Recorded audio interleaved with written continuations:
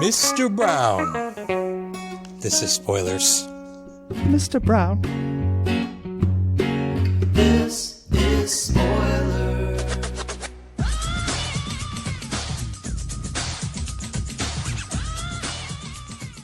All right, everybody. BK is back. It's been a while. I think, what was it? Predator? Was that the last time I went? Probably. Yeah. Yeah, I just know that was an all-time classic. So, all right. So we are spoiling. I don't know how you wouldn't be able to tell from that spoiler, but we are spoiling the classic 1990s movie, Three Ninjas. I'm already getting a smirk from the wifey over there, who does not enjoy this movie that much. Let's just put it that way. Okay, so we're going to go around. Let's see. We always go east to west. Let's go west to east. And I want you to introduce yourselves. Well, this is weird starting this way, but I was going to say, tell me your history with the movie, but yours will be pretty short. And it could be something funny stories, anecdotes, things you remember first time watching, anything like that. And then go ahead and tell me either your favorite martial arts movie or maybe like an under-the-radar martial arts movie that you might like, whether it's good or not. So I guess we will start with Korey. Okay, this is Korey, Kylo Ren memes, recording out of Simi Valley, California. And I think, much like you, Brett, and probably several of us here, at least maybe on the older side, I grew up on Three Ninjas for sure. Loved it as a kid. Like, day in and day out, my life was Three Ninjas for a period in time there. Like, all day, every day, going hard on Three Ninjas. And, like, man, such a big portion of my childhood. I'm not alone in that. I'm part of a lot of online groups, like nostalgia porn groups, where people just suck this movie's dick all day. But your other question was about martial arts movies, and probably could use a little bit of time to think of some, but off the top of my head, Jackie Chan, Legend of the Drunken Master, also called Drunken Master 2. I think that's, I don't want to say his best, but at least my favorite Jackie Chan movie. The martial arts in that movie is amazing. The stunts are amazing, just like any Jackie Chan movie.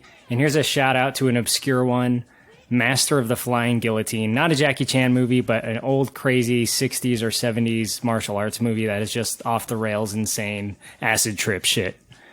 Anyway, Nice. That's it for me. Is the Drunken Master one, is that the newer one with Jet Li, or is this like a way older one?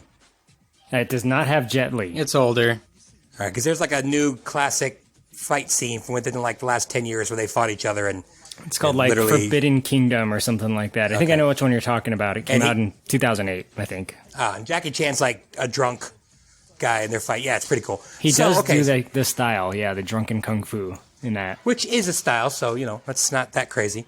All right, so let's go to, I think, our resident Three Ninjas newbie. Pappy.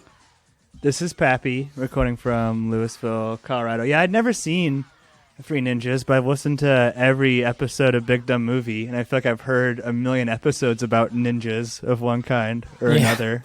If they're surfing or Three Ninjas or Ninjas in Space, a lot of movie pitches. They kind of all blend together with the movie pitches that you guys have done and like the actual plots of these movies. So, Kung Fu movie I like. No Josh tonight.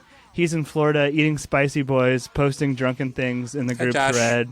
So I'll pick the movie that he picked, the 36th Chamber of Shaolin. Really fucking good movie. Live action Mulan, Kung Fu movie or a martial arts movie I don't like. I know you didn't ask about that, but a bad one. Okay. I just wanted to throw that out there. I fucking hate that movie. Like that one. You haven't shit on it enough, huh? Yeah, another spoilers episode. What's funny, though, is, like, if you really wanted to know anything about ninjutsu, this is not really the movie to watch. And I don't remember Surf Ninjas, but I'm guessing that's probably not one either. This is pretty much all karate, but I guess we'll get into that later. Let's see. Stevie or Mikey, you guys decide. I'll go. It's Mikey recording from Goshen, Indiana. And yeah, I guess I thought I was the only one renting this week in, week out from Blockbuster, but I guess we were all competing for the same VHS copy at our local Blockbuster from the group thread. We've been kind of talking about how much we all watched it as a kid. So I never owned it. I just remember renting it a lot. And yeah, I liked it a lot. I watched it a bunch as a kid. I didn't remember much, but A lot of memories came flooding back watching it today.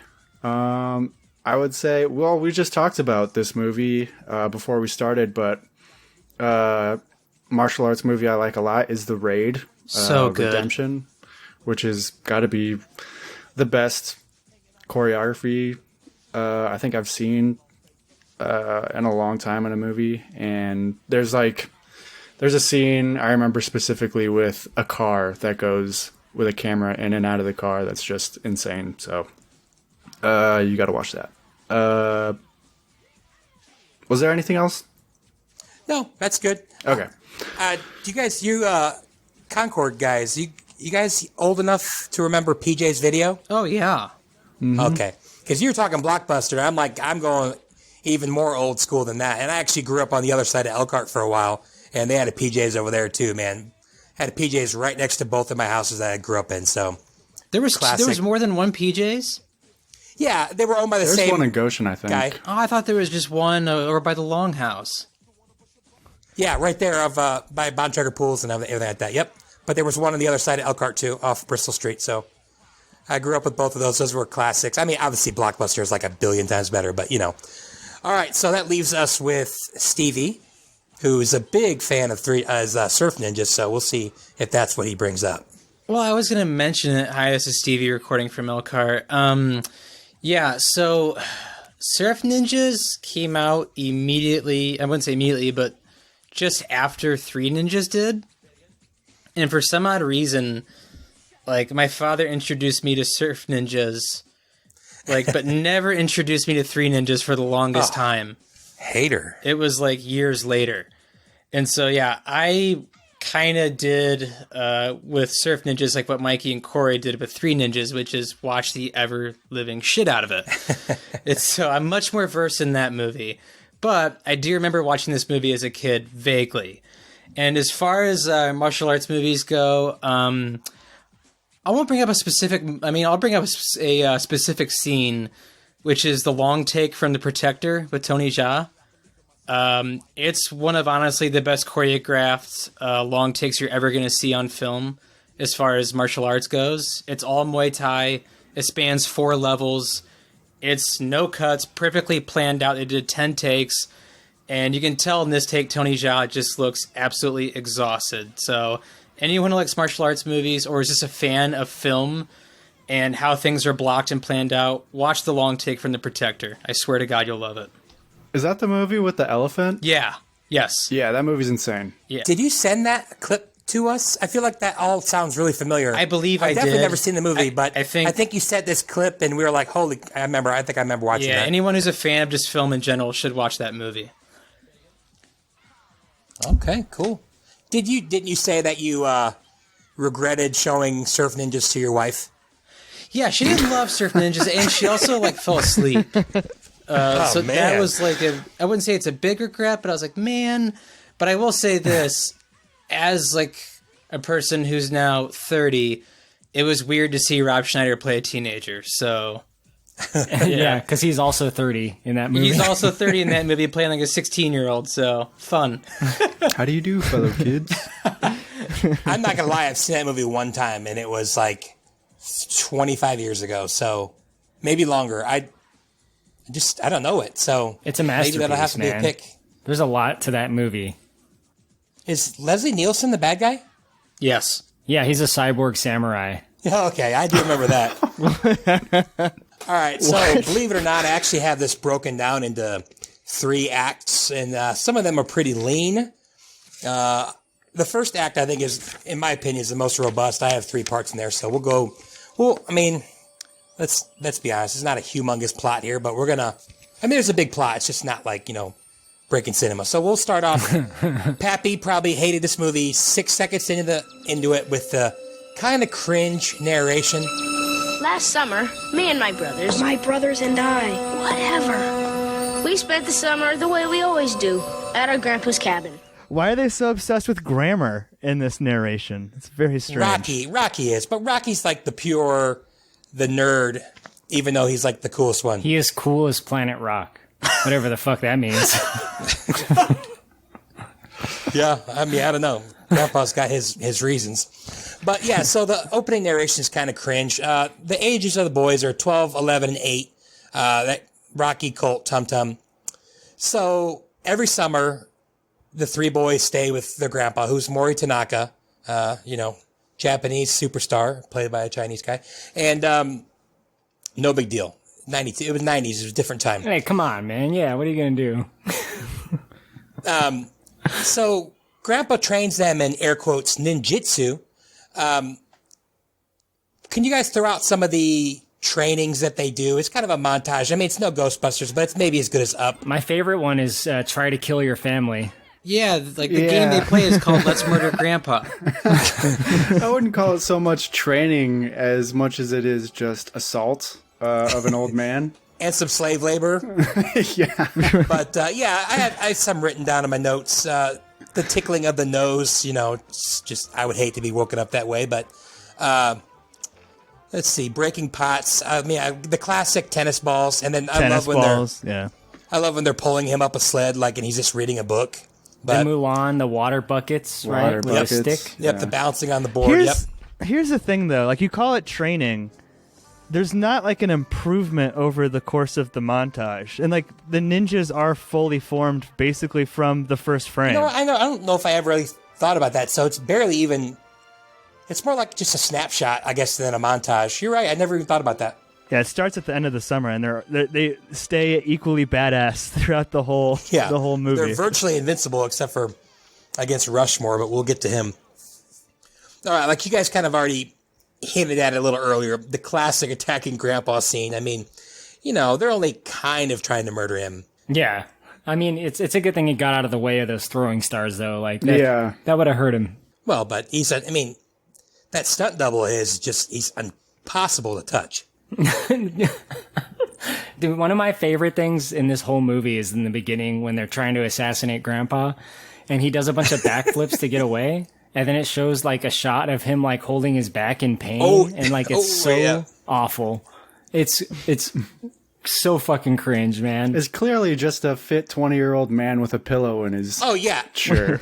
Grandpa weighs at least 40 pounds more than a stunt double, and like you said, there's a pillow in his stomach, but the rest of his body's pretty lean. Yeah, and he's like tires. I mean, this looks completely different. I don't know why they didn't try harder. I mean, Jon Turteltaub's a pretty. I didn't even do any research. He's a legit director, right? Yeah, dude. He directed the National Treasure movies. Let's go. Among other things, but that's some of his bigger work. I mean, who needs bigger work than Nick Cage trying to steal the Declaration of Independence? I don't. I'd say we should do that next. I've never seen either one of them. I've heard they're good. What? Oh, and Phenomenon. You remember that fucking weird John Travolta movie? Saw it in the theater. My parents had the soundtrack to that on CD. The soundtrack to Phenomenon? Yep. Oh, yeah. No, it was big. When we need him. That's the Eric Clapton song, right? Yep. Change the World. Phenomenon is the one with the CB radio, right? With Babyface. Wait, Clapton made a song called Change the World? Yeah, stop. Hey, Mikey. Change it to what, Brett? Sorry, keep going. Bunch of whiteys. Just want to make sure you're not getting it mixed up with frequency. But yeah, they do have CB radios. It's Forrest Whitaker and Keira Sedgwick. And oh, maybe that's what I'm thinking of, frequency. Yeah, maybe. With Dennis Quaid? Sister was obsessed with that movie. Yeah, Dennis Quaid and Jesus. Jim Caviezel, yeah. He prefers to be called Jesus, but all right. So the end of this first part of this first act is they have a little naming ceremony, and kind of what Korey joked about earlier, Grandpa gives them names that kind of fit, air quotes, their personality. We get Rocky, Colt, and Tum Tum. Tum Tum. A little one, since your energy begins and ends with your tummy, you shall be known as Tum Tum! Tum. And that's kind of all I have for part one. And part two is a classic for me. Let me actually read my note here because I laugh about it every time. It's such a bad move by the FBI. But okay, so the boy's father, Sam Douglas, is in the middle of jeopardizing an FBI bust by showing up personally to the sting operation against Hugo Snyder. He literally knows Hugo Snyder. He's got sunglasses on, Brett. Give him a fucking break. He takes them off, and they look right at each other. It's far away. Oh, my gosh. Then later on in the movie, he's like stunned that Snyder kidnapped his children. It's like, what the fuck? Why would you? That should be your prime suspect who kidnapped your children. What do you mean? Oh, yeah, Snyder? Yeah. Okay. But it's so funny. But go ahead. Stevie said there's one thing in this movie that is extremely funny to him. More so than the famous Lord of the Rings Two Towers, Gimli, he fell. He fell. I was thinking it's somewhere in this part of the movie. Am I right? You are not right. Oh my God. Are you kidding me? There's gold in this section. I mean, there's man. some like great parts where like Snyder's like rambling off what, Douglas got, in his 10th grade art project, for crying out loud. Like he's rambling off everything about him. And it's like, well, if you're rambling off that much, like, wouldn't you know he's the limo driver right away? Yeah, it's... Unless he just thought... It's kind of like in Mallrats where it's like, you got to know their voices, but you don't expect them to be there. So... He's playing like, 4D chess, I guess. I mean, my I think God. he would be on edge in a fucking arms deal, in a warehouse. Also, how did no one know to go behind the guy? Surround the building. I know. FBI, I know. I would say maybe that he expected to be ambushed, but he really didn't, because at the end he was like, that guy was Sam Douglas. So, I mean, like, because obviously he had a contingency plan with his ninjas. Nice of you to drop in. He just has a helicopter on standby, just flying around the warehouse just to pick him up, just in case anything goes down. Just in hover mode. Is the part you love, Korey, now on behalf of the people of my country? Is that the part that you love, or? I love that, and like right before it, when they're doing the arms deal and there's still a little bit of tension in the scene, and like Snyder looks at the money, and then he opens the crate by smashing it open with like an elbow strike. Oh my That God. was so yeah. dumb. I don't know. Why? Why do that? WMDs in that crate, not to be careful with them or anything, just a quick elbow smash to get in there. How many crates does Snyder go through a month just opening things up? Like, He's a machine, man. I mean, he does what he does, man. I don't want to breeze over like how the movie like plays with your expectations too, because it does something kind of smart where the grandpa's like, he has a very stressful job and you think he's like a limo driver, but it turns out he's an FBI guy. And then right after that, the movie shows us clearly a Caucasian man dressed in Arab garb, and I had no idea if it was going to be like an undercover operation or if that was literally supposed to be an Arab person. In Oh, the Three that was Ninjas bad. With the year of the universe. movie, it could have gone either way, right? I know. Yeah, for sure. I was very excited at that point. Where we're He going. could have been light-skinned. That dude's name was Eugene Erickson, if I've ever seen one. It's the fakest mustache of all time, too. It's ridiculous. It's a fake mustache. I doubt anybody's seen Starsky and Hutch. But yeah, classic is another line. Well, I never even talked about what I said I was going to talk about, but I guess I'll talk about that at the end. His partner, everyone knows the partner, the guy from Rush Hour. I don't remember his name. I don't want to say that. Anyway, he's like, oh, we got everything. It's like World War III in here. And he's like, we got nothing. So he really wants Snyder. Like, I get it, but, stealing nuclear warheads is pretty big. Also, does the FBI not have a helicopter? Not on standby. Not on standby. There has to be a helicopter somewhere in the area. Has to be. Did you guys notice the math problem there on the roof? The fact that he shot 9 bullets with a 9 6-shooter? bullets out of a 6-shot revolver. That's impressive. That's something I always look for. And he shot it into the public. Yeah, he's shooting it every which way. He's not even aiming his gun whatsoever. He's shooting it up, down, left, right. He's just going to shoot an unarmed guy that's escaping on a helicopter, and he's going to fall off the helicopter onto, the concrete below. I love it. That's best that would've case been a scenario. great He movie. gets him with a headshot, and he just falls down. And then, the movie's over. That would have been amazing. Or, it would have been an executive decision thing where... Everyone's seen that? We'll save that. All right, so that's the end of part 2 of first act. Is that Harrison Ford? No, it is Kurt Russell Gotcha. and Steven Seagal. Was it good? Oh yeah, and it's like the biggest fake out of who's in the movie and stuff. It's cool. Spoiler. It might be something I pick. It's fun. They sneak onto a plane when it's in the air, Come on, tell me that does not sound like a spoiler. So, like Air Force One. But they sneak on. They fly under the plane. That's Air Force One. They fly under the plane, and then they sneak in through the bottom of the plane when it's in the air. Speaking of Seagal, though, this Snyder guy is budget Steven Seagal, which is... He's not even budget Steven Seagal. I think he's superior to Steven He's Seagal. dollar me store too. Steven Seagal. Well, I do, but I'm also... my letterbox picture is Snyder. My Twitter picture for a long time was Snyder. Like, I've been obsessed with him for like a long time. So I believe on the Big Dumb Movie episode, I referred to him as Snyder Whiplash because he is such a fucking mustache twirling villain. All right, freeze, Snyder! It's over! Don't move a muscle! I'd love to stay and chat, but I've got to fly! all right, so let's move on. It's you first time you meet Mr. Brown, who's just your typical second in command. He's kind of incompetent, but he tries really hard. He's always worried that he's going to be murdered by his boss. I mean, that's kind of like the feeling I get from him. Yeah, I mean, you would be, right? Oh, yeah. I mean, he threatens him multiple times.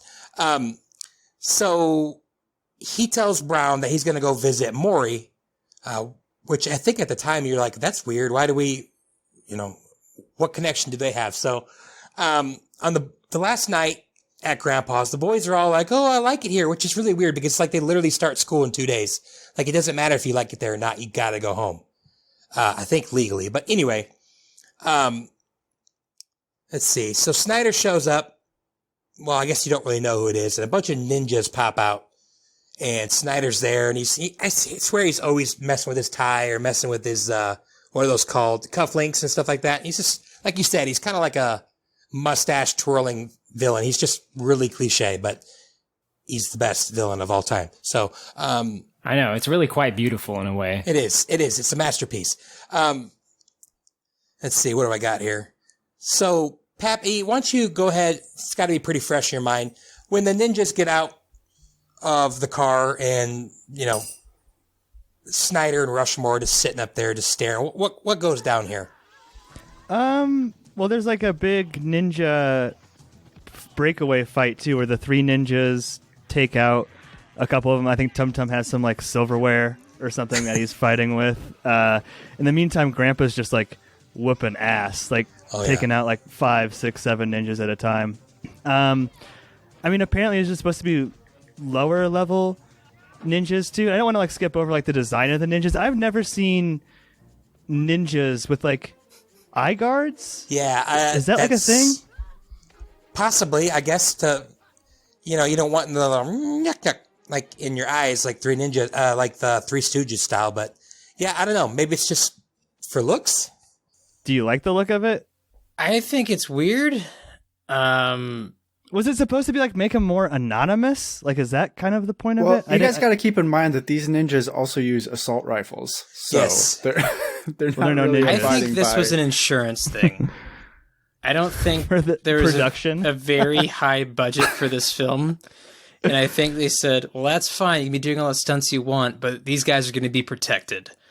And I think It was like I think the glasses probably cleared them for some insurance issues. their budget was $2.5 million in 91, 92. So I don't want to breeze over though. Like, every time we see Grandpa fighting, it's usually from like an overhead perspective, so you can't tell it's like the stunt double, and then it cuts to just the old man in real life, and that like, I don't know, that juxtaposition is just so hilarious to me every yeah. single time. Wheezing. Like flips and like kicks, things this person couldn't possibly do in a million years. You can tell they made sacrifices. They're like, we cannot make it seem like this dude is actually fighting, so we're just going to go with it.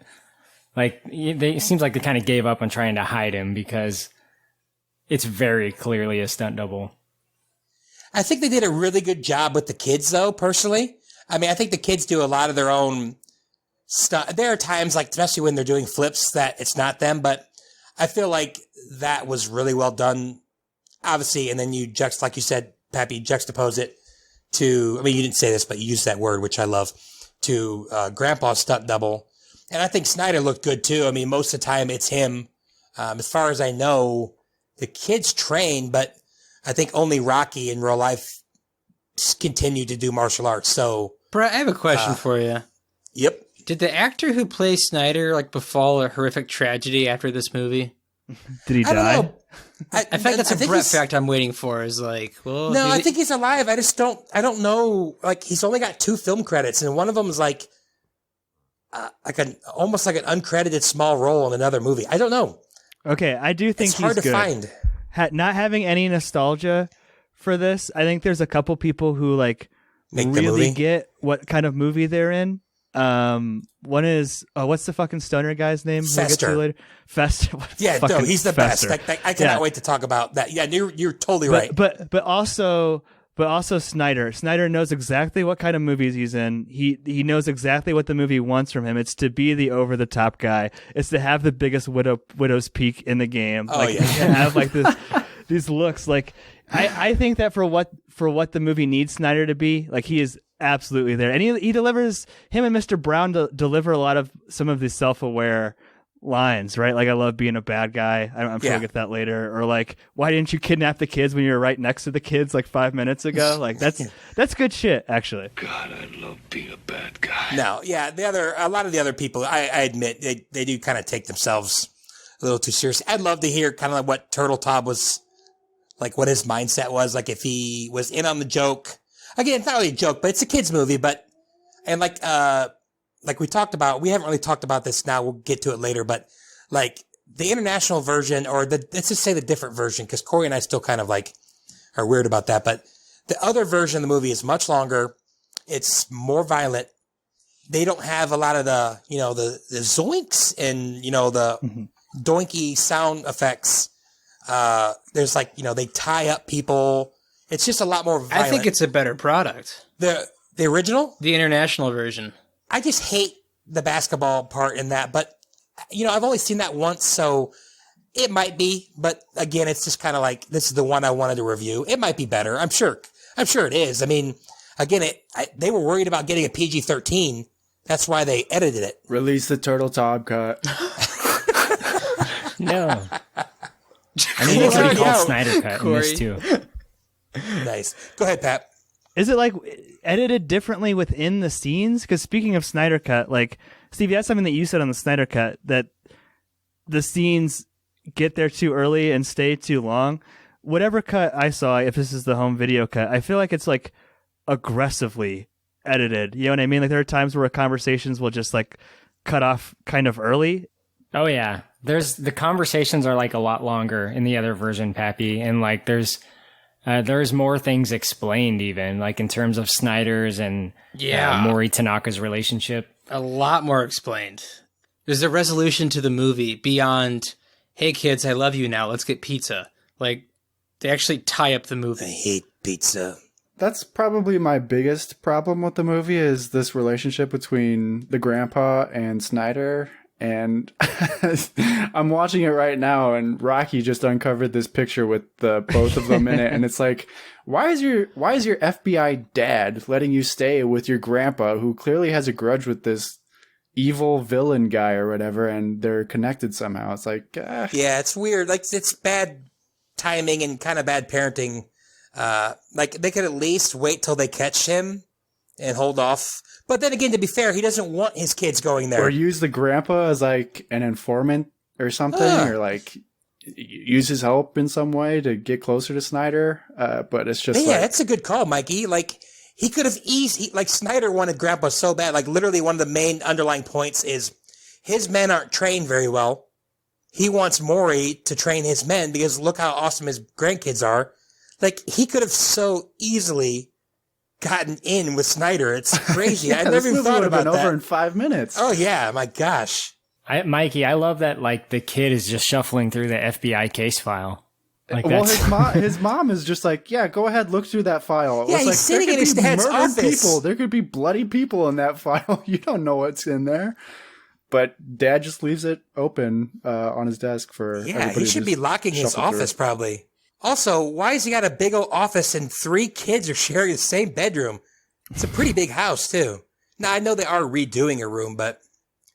Pap, I'm just looking, like, on YouTube, they have some scenes that are much longer, like Snyder, which I wish this would have been in the original, the new one.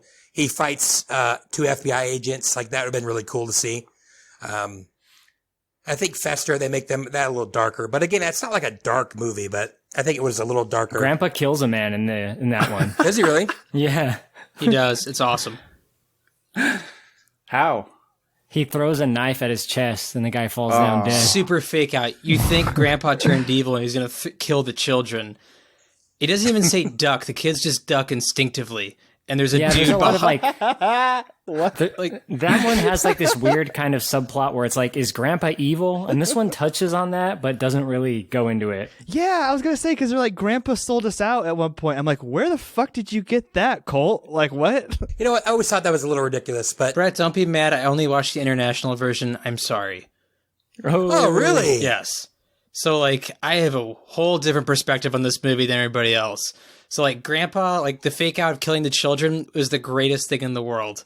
Because you honestly thought, like, oh, Grandpa's gonna kill these kids. Doesn't say duck, doesn't say move, boys! He just throws a knife and they ducked instinctively and there's a dude behind them. It's awesome. It's part of their ninja training. I might have to watch that, like, tonight. No, maybe tomorrow. And they touch more on Mark Wahlberg, I believe. In the international version. What, they go into his early albums or what? Well, I think... Who's Mark Wahlberg? What's that? Who's Mark Wahlberg? Brittany called him Vanilla Ice, but the white guy? Yeah, the white guy. Oh. Yeah, Cool. white hip-hop kid? Yeah. Yeah. Stevie calls him Mark Wahlberg, so... She said she could see that. Why, does he commit a hate crime? Well, I think like in the actual version of this movie would have gone, that dude is the reason that Grandpa kind of looks funny, because that character would have probably beat Grandpa to death for how he looked. Oh. But moving on. Yeah. So have you never seen this cut that we're talking about? A long time ago. The version I watched, I believe, is a much darker movie, and I think only this version has the funniest scene I've ever seen in my life. Oh, the international one? The longer one? Yeah. Oh, bummer. I think. We'll see. All right, well, we'll see. Well, again, I've seen that, but let's move along. Sorry. I mean, I love that conversation. I don't remember what got us started on that, but let's see. So they go, Pappy, man, it was a long time ago you talked about them fighting the guys.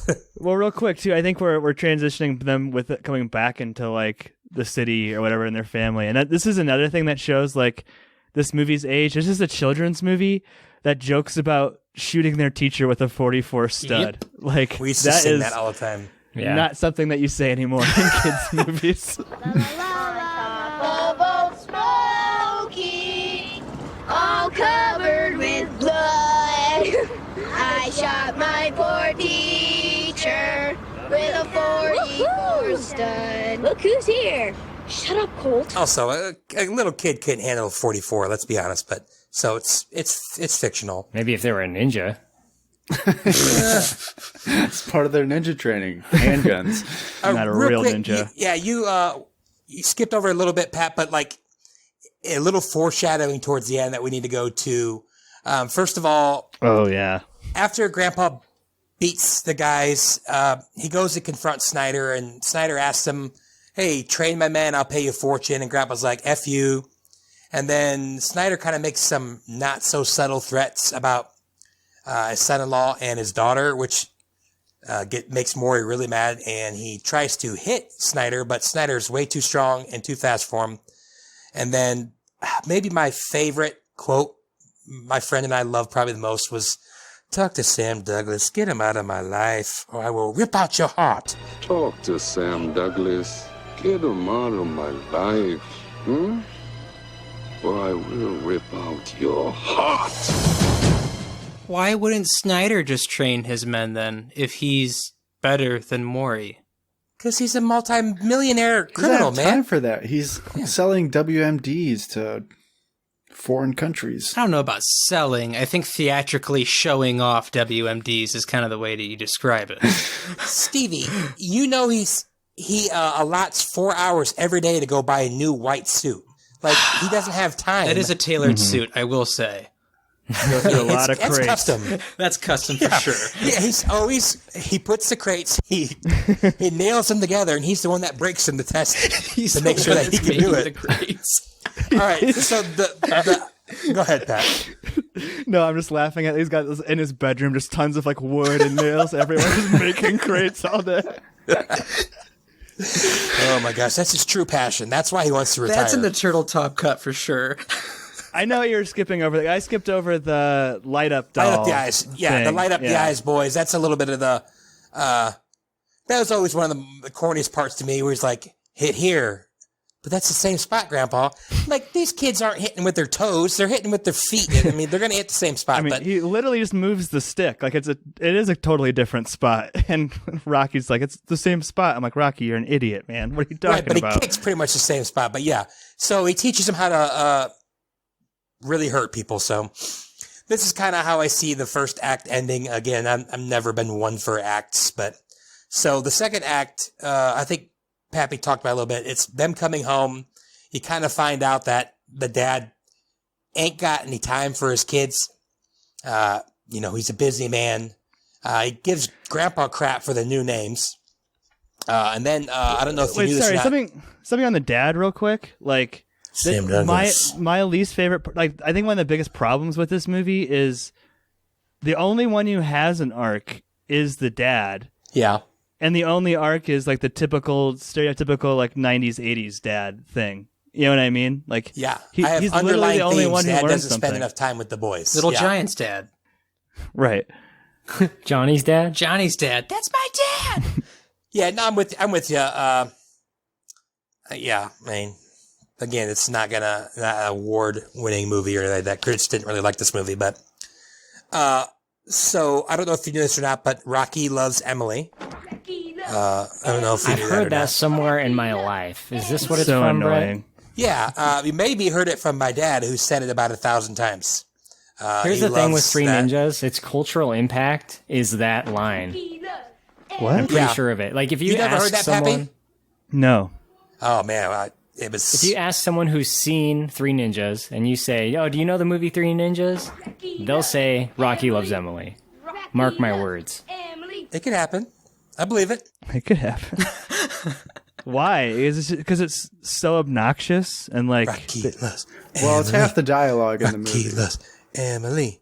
Okay, so I think it's a pretty funny scene when Emily's all up on Rocky. I mean, she wants a D. There's no doubt.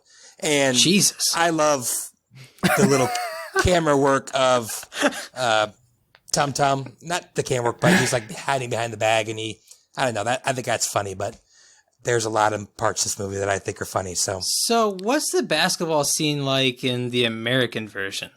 What's funny is if you look on, I feel like the movie that I have that I put up there is almost like a little mashup of, like, if you look on Wikipedia, it goes through the exact movie that we watched.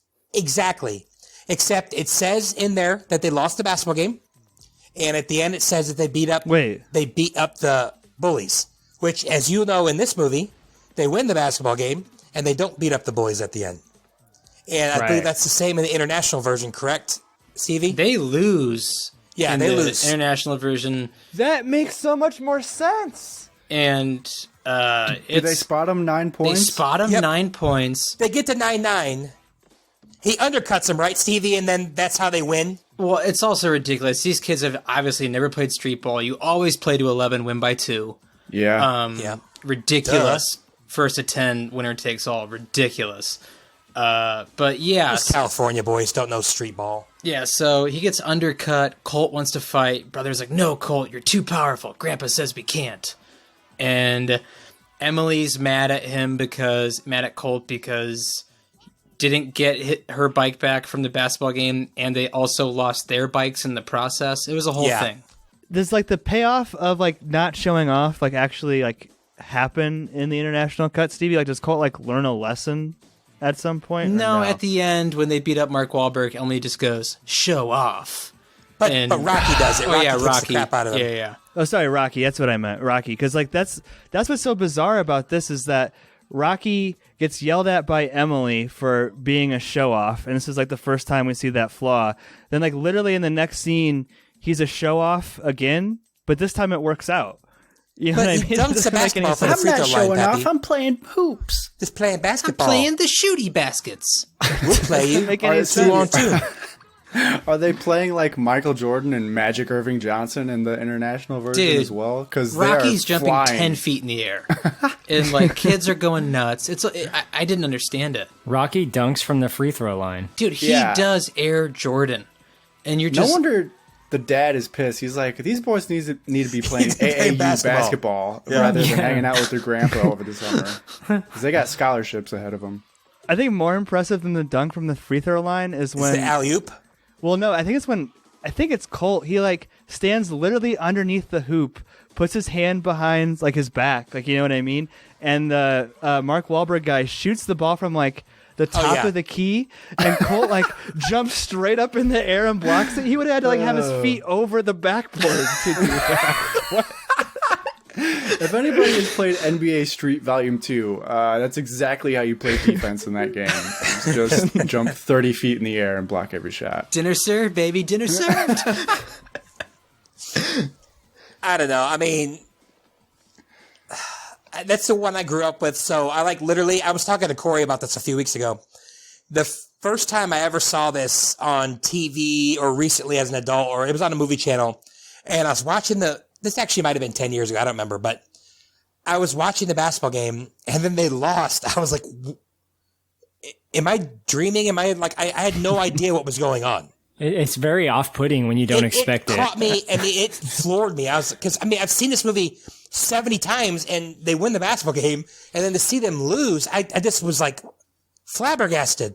But the thing of it is, going in cold, to see them win, I was probably equally flabbergasted because it just makes no sense within like an arc of like a character or a story that he like spots them 9 points and That's then how they good they still are. win. But it's so stupid. Like why why are they rewarding us showing off? Why spot him 9 points? Like I don't know. It'd be much better to beat him 10-0.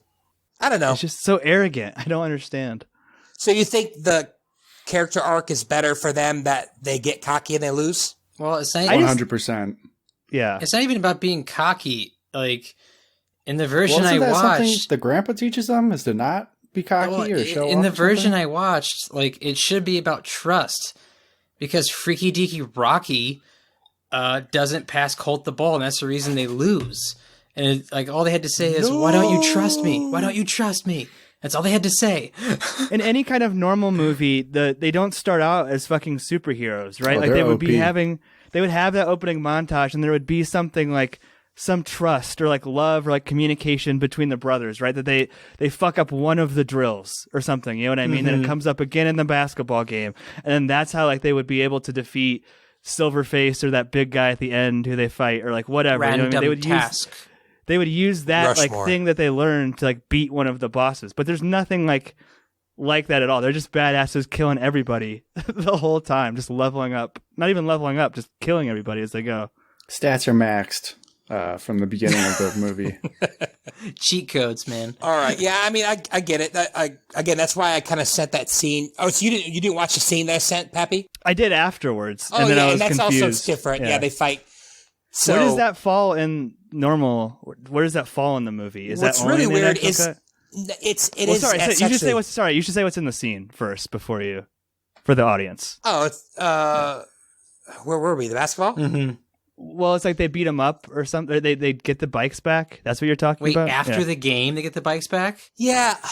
If you look at Wikipedia, it says something like it was put in at the end to tie up loose ends, but like I believe. Well, you, Stevie, tell me international. Isn't that at the very end of the movie? That's at the very end of the movie after the dad's like, "I love my children now. Let's get pizza." They Okay. So fast forward it's to at the end. Yeah. If you look at Wikipedia, it's at the end of the normal version too. So again, I don't know what version that is because that's not the one I have. But they put that in too. So it almost seems like it was after that same day at school, but I think it was just like the next day. So yeah, and he kicks the living crap out of the bully. It's kind of funny. I mean, it's just literally just beats the crap out of him. So, yeah, so that's a scene I sent. Like, I wanted to have a discussion kind of about this basketball scene in the international version, because I bet a lot of people that are listening only know that version, like Stevie. So, I probably should have said something in the beginning, but, you know, they'll know. Maybe they're really confused. The definitive version now, right? Because like the one that you sent, Kylo, 13 million views on YouTube, but like all of the official streaming of Three Ninjas is the international version now. So right? weird. Drew, did you see that the comments were turned off in the description in that video? It's like, I know this is not the international version. We Please know. stop. Yeah. They win the basketball game. He's like, this is the one that I grew up with, so I don't want to hear about the international version or something. Yeah, I believe if you look on IMDb, I think for the longest time, you couldn't find the international version anywhere. Like, it actually never, I don't believe it ever came to home video. Korey might have a different remembrance of that, That tells but I don't me believe that the international version is the Turtle Top cut then. Probably, and like, it didn't really that's what come that around tells me until then. 2017 when it showed up on Hulu. Restore the Turtle Top verse. I still like Korey's thing, release the Snyder cut. I mean, it kind of just with a SNY. Well, they both SNY. I don't know. But let's. I'm going to get someone talking about this next scene. Then I'm going to run and pee. So No, I gotta stop and piss. I'm sorry. all right, let's. Oh, Wait, right. spoiler- Intermission mid episode spoiler man break. Jeez. I'm stopping. I'll be right back. Okay, sorry guys. You're good. I'm not stopping my track. Don't but I'll be pause right your back. track though. Did you pause your track, Brett? Oh no. Oh dear. Oh dear. That's going to be ugly. If we had ads, this is where we would put an ad. Good. So, Bad. Ugly. Oh, it's potential gonna be so sponsors out ugly. there. Ugly. Ugly. Why can't they say that word? It's not that tricky. Imagine being like Megan Nicole and just uploading this movie and getting 13 million plays. How is it not taken down? That's what I don't understand. Does Disney still own the rights to this movie? Oh, I don't know. Like, I would guess not. Otherwise, it'd be gone. It's not on Disney Plus. Yeah. This is a Disney movie, huh? Yeah. Where did you watch it, Stevie? Hulu? Hulu, baby. Drulu? True. Did you have to pay? No, I didn't pay. You insane? Not paying for this film. I wish I watched it on YouTube. The version Brett put in Drive was fucking terrible. It was so pixelated and compressed. I don't think it's unheard of for us to do a mid. Oh, wait. Did you pause your track or no? Tell me no. No, I did not. Okay, good. I'm back. No, I wouldn't do that. That's weird. All right, so we got to get a move on. Hey, Pap. Oh, shit. Yeah, Is this going in the episode? maybe. Who's to say? What year did this come out? 92? 92? I will say something about the boys' room. They have a poster of Jordan, like just in the background. I have that exact same poster, which I thought was really shit. cool. Yeah, Nice. And like James Worthy, too, I think. Isn't that the other one? big basketball guys, big basketball heads. What date did this come out on? This is insane. Why?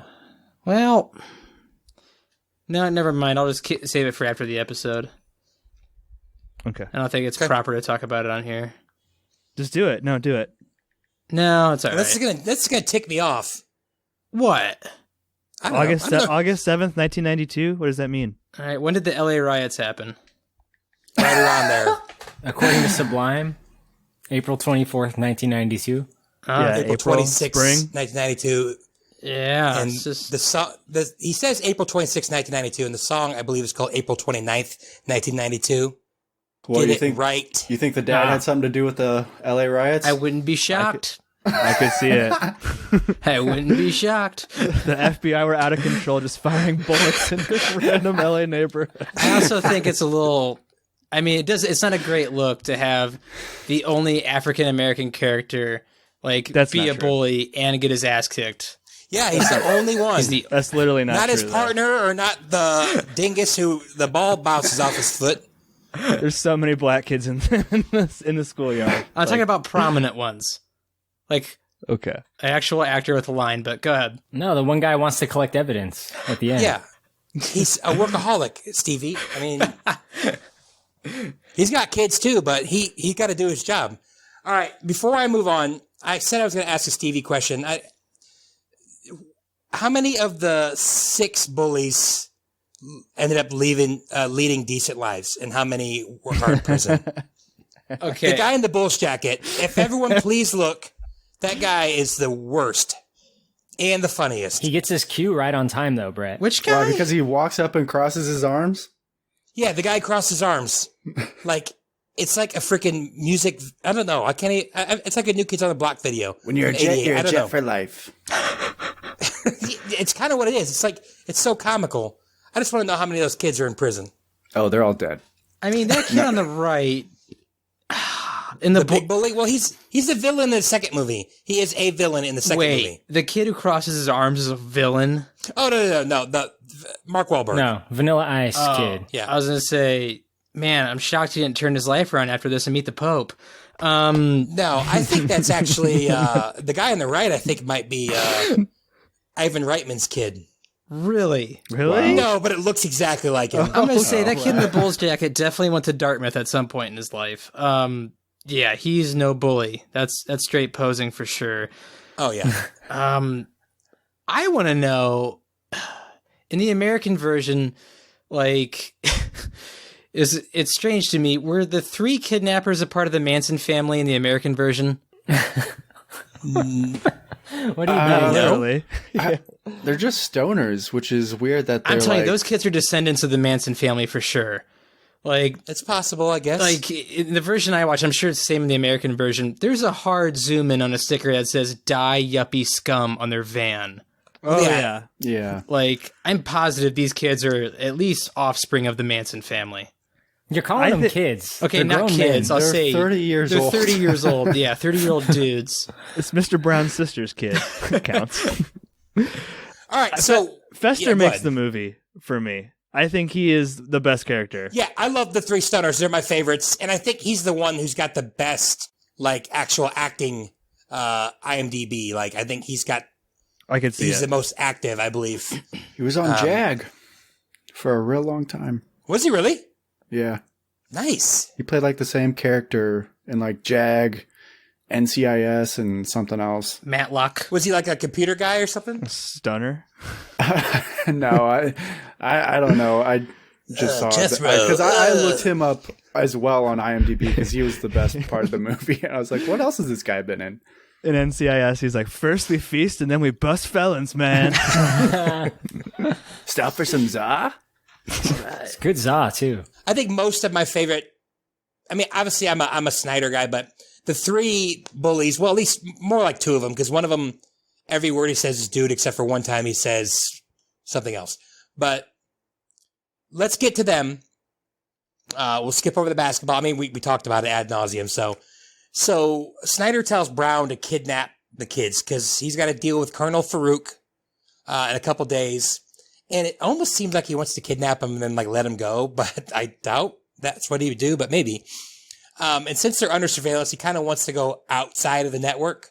So he calls his nephew Festin, aka Fester, and his 2 bros, Hammer and Marcus. And as Pappy says, and pretty much everyone else, they're like the best comic relief in this movie. You meet them.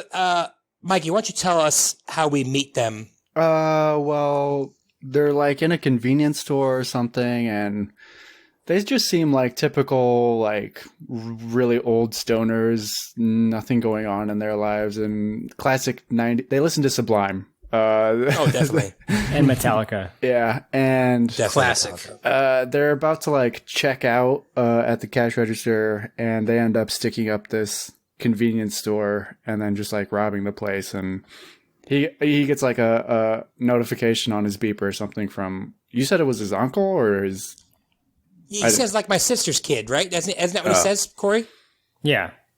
So it's his uncle. Yeah, Nephew so Fester. They get hired by the uncle or whatever, and just to kidnap. I guess that's when your uncle asks you to kidnap somebody, you go ahead and do it. So they just drop everything and try to kidnap these kids. All right, listen. We want you to snatch a few kids for us. Would these be like any kids, or do you have some specific ones in mind?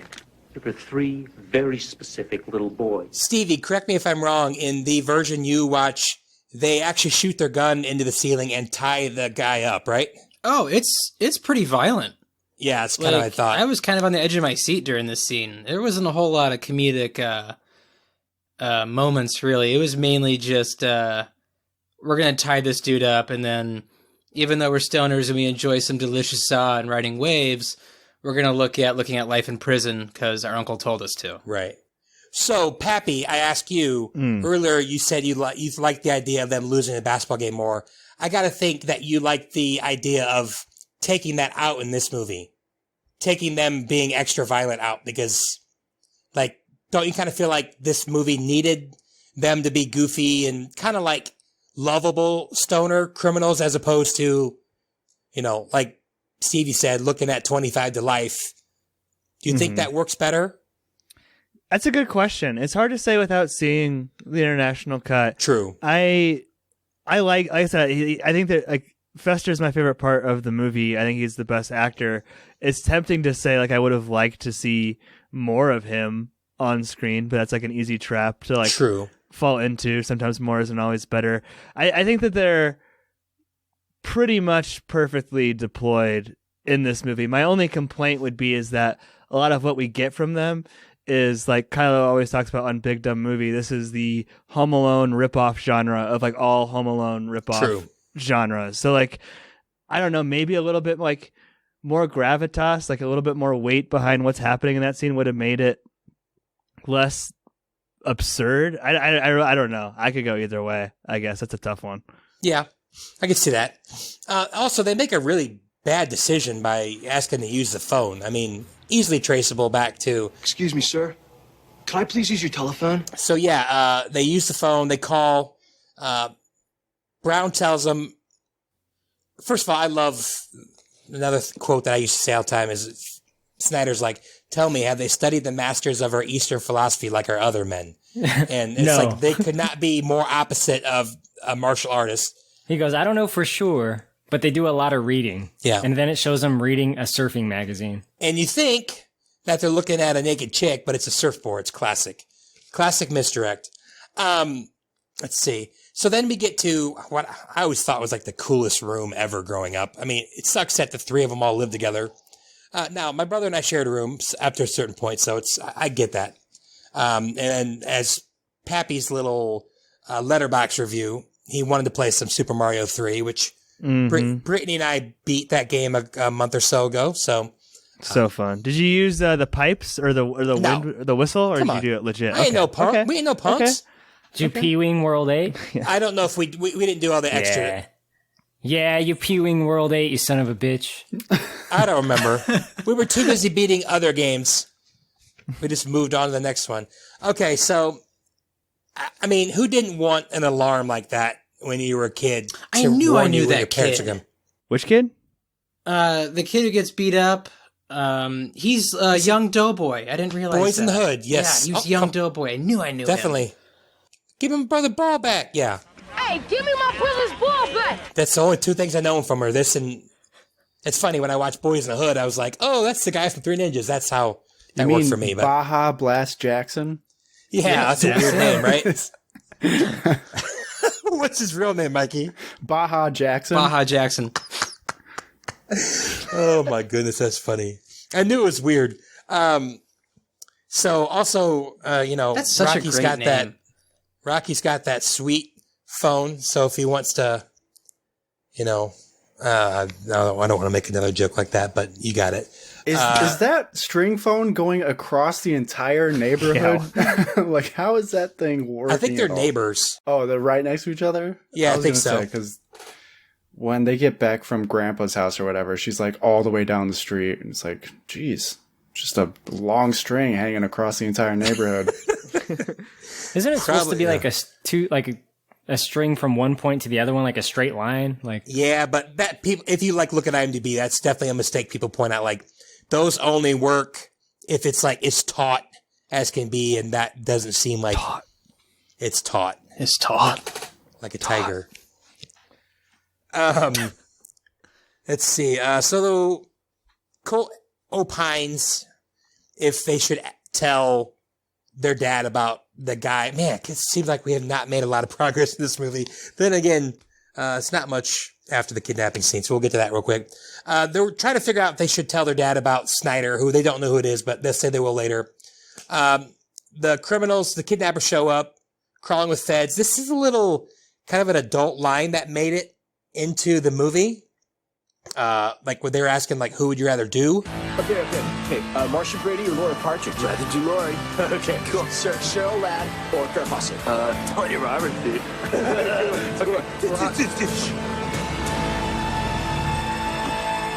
Men, it's time for some excellent breaking and entering. Which is not super PG, but it's also 92, so, it was okay. Parents were just now being good. We've already been over this 80s parents. Anyway, it was just 80s dads that were terrible. Stevie? What's up? Is it just 80s dads that are terrible or 80s parents? Typically, if you were born in the late 80s or early 90s, your father let you watch whatever you honestly wanted. So Definitely. That's why I watched Silence of the Lambs when I was like 5 years old. Same, but that was more my grandpa, but my parents didn't really have rules either, but... so they're crawling with feds. Slurpee. Radical. Slurpee. We're out of here. So one of my favorite things that I quote all the time, my brother quotes, we love it. I'm sure Korey does as well. When they're following the kids, I'm backtracking a little bit. They're like, slow it down, slow it down, slowing. And then it's classic when he hits the thing and they're like, somebody got a ticket. And they're like, shut up. And then they're like, the cop's like, huh? Yeah, classic. I mean, again, the kids. These guys make the movie. Slow it down. Slowing. Slow it down. Slowing. Slow it down. Uh-oh. Fender bender.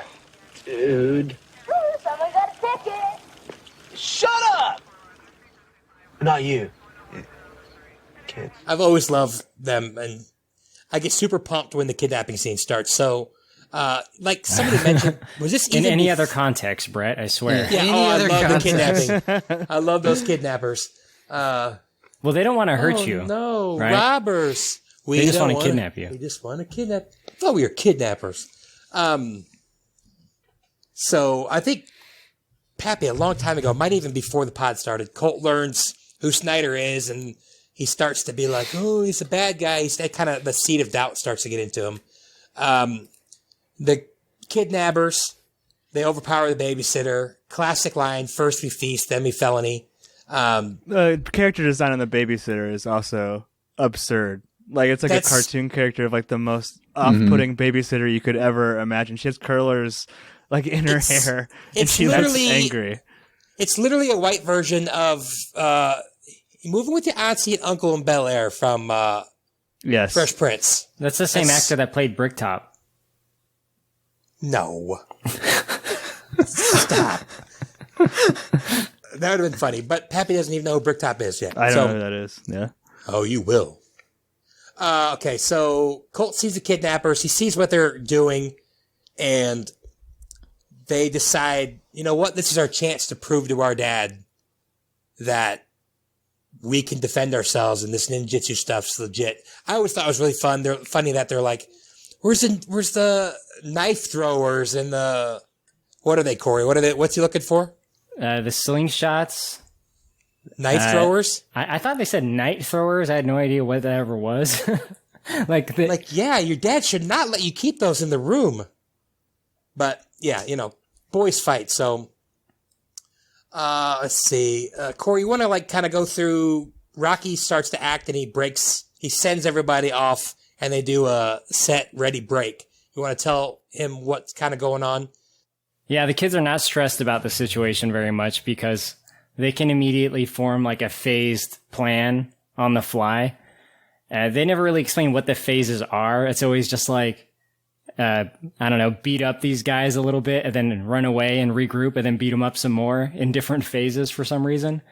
One of the things though that happens in this area is Colt like leads them into the room that's being worked on. Like there's no lights in the room, and he's just kind of like sneaking up on them and like hitting them or making them hit each other.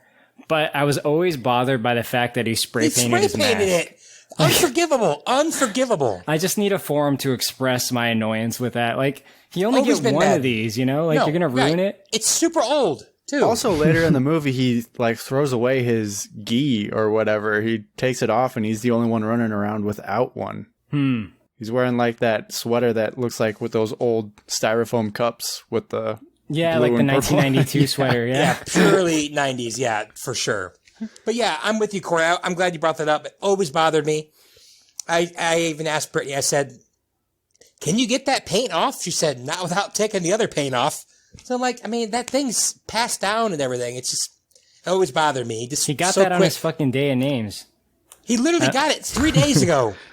No respect. But a couple of the other things that happen in here. I mean, I've done a lot of podcasts at Big Dumb Movie on 3 Ninjas movies, but there's the classic jelly beans, which obviously doesn't make any sense. Like they spill the jelly beans on the ground and then the villains slip on them. Again, this is some very Home Alone shit that happens here, but they would just crush them. I mean, I've said that before on other podcasts. They fling CDs in their face. They trick them into drinking laxative. I love that. This stuff is good. That's how he gets them to drink it. He just like pretends to drink a cup and says, "This is good," and then they want it. I think it's just because their face is burning. Like, I think everything's burning. I think that's why. But go ahead, continue.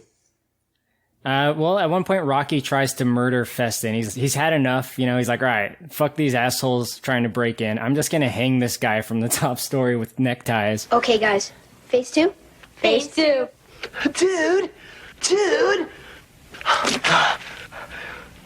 Where is Fester? Tits, bail me out. So good, though. I mean, it's great, but it could be perceived as pretty brutal. Like, he wraps the neckties around him and then just, like, hangs off the ledge while Festin, like, barely, I don't know, survives, it seems. That part is pretty brutal. Stevie, does this play different in the international version? No, it's pretty dark. One of the kids tries to commit murder, for sure.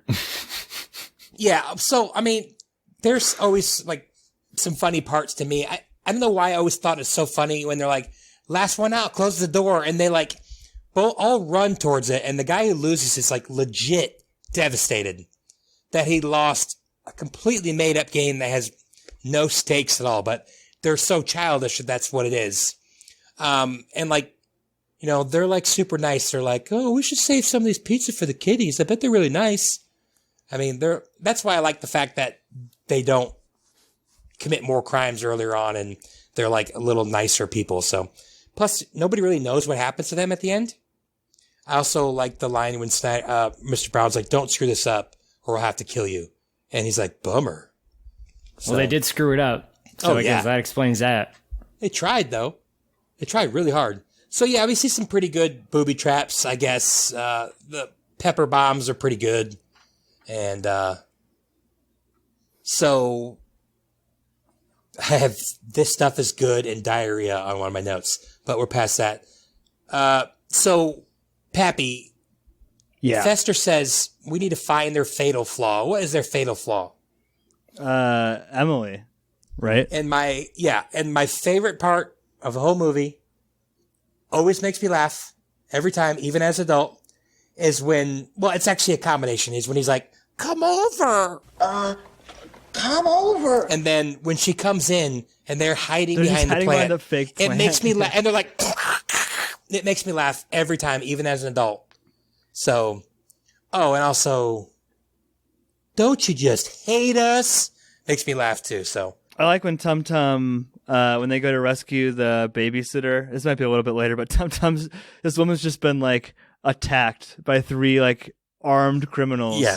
And pizza shoved in her face. Traumatized. She's shaking. She's banging on the door. She's shaking so hard. And Tum Tum's just like, you save any pizza for us, bitch? It gets in her face. Yeah, he's so ridiculous. Not very smart.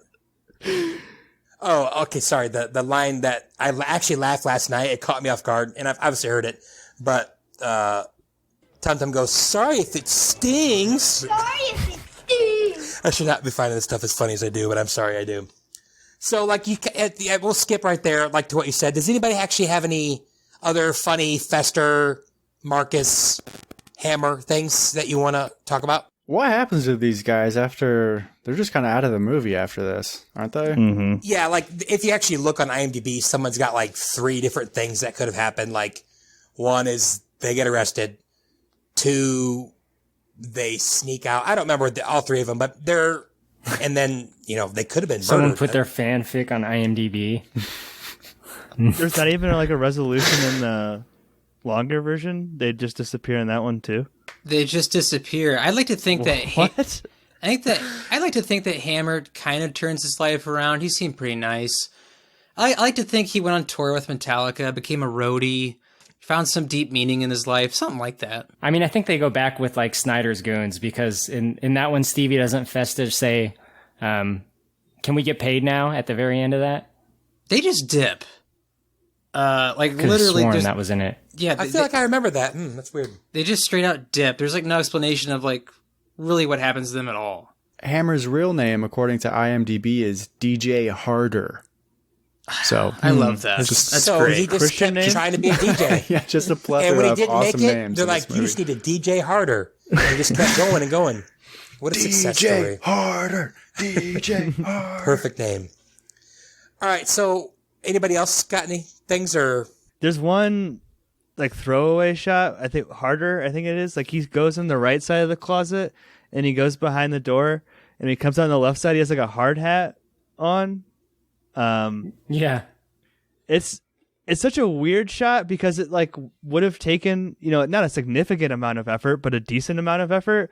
And it's not even like pointed out in the movie. You know what I'm talking about, Kyle? It's very like a subtle little weird visual gag. Like, Right. Like you can see him for a moment and then he's covered by something in the foreground. And then the next time you see him, he has a hard hat on. And it's like a 1 second moment when you can't see him, right? It's a lot of work for that one little joke. Oh, yeah. Now I think about the logistics Hey, for but sure. did it not work, Pappy? I like, got yeah, you talking about it? I don't think, listen, I think this is a dumb movie made by a smart person. Like, I don't think it's like a horrible movie by any stretch. I like, even like that little detail, I'm like, that's smart. Like, someone was thinking about something when they did that. I don't know what it was. Restore the Turteltaub verse. Restore the Turteltaub verse. Is this his first movie? I think it's like his first like big budget one, quote unquote. Because it is very goofy. All right, so let's finish up what I call Act 2. So, like Pappy said, they open up, they try to tell the babysitter that everything's okay, and then all of a sudden you see Brown and Rushmore in the back, and what was it, Colt tries to kick? Random task. Random, is that the actual one? Or was that the one from Austin Powers? Odd Job is the actual one. Okay. Random Task. Random Task is in prison for a long time. Oh, that's unfortunate. What do you do? Well, bad stuff. Oh. Traffic violation. See, there's Brett's sad fact of the day. I was waiting for it. Like, this guy But he's committed not in this suicide. movie. This guy's in prison. Like, I love Brett facts. They're awesome. I think he raped and murdered somebody, so. There it is. Those are the two big ones. At That's least what one I'm of them big two. Brett Now, nailed him on the head. if you throw in some treason in there, then we got the big 3, but I don't think Some light treason. just some light treason. Light treason. You're a true American, Brett. All right, so third act, which is seriously really, really lean. But I don't know why they let Emily live. They could have just murdered her and taped the note to the front of the door, but they Is that what you would have done? No. No. I'm not a murderer. Don't you No, I forget mean, if that. you were them. Yeah, no witnesses. I mean, This podcast should be called I Wouldn't Murder How I Emily, would have done but it. if I did. If I would have done it, the O.J. Simpson spoiler O.J. story. Simpson, yeah. Yeah, that could be the book. That Brown writes or whatever. Nicole Brown. As Pappy said earlier, I believe, like, they know who did this, so I guess it wouldn't be the end of the world. Like, they could leave her alive. It looks like Snyder plans on disappearing after he gets his money. And also, the poor person in me always was like, Snyder, why did you leave that briefcase? There's at least some hundreds in there. Did anybody else, the poor poor person inside I of just you. would have grabbed the hundreds, been like, all right. See, you saying that brings me back to thinking that as a kid. But he literally has a suit that's probably worth a lot more than what's in that briefcase. But I'm just like, man, that's a couple grand. Take that, man. You try flying on a helicopter ladder with one arm carrying a briefcase. Nope. All right? You're right. You're right. I couldn't do it anyway. I'm terrified of heights. So it makes me cringe every time I see it. I gotta fly. So then we get it's been coming to a head the whole time. Grandpa and Sam Douglas argue about what to do with Snyder.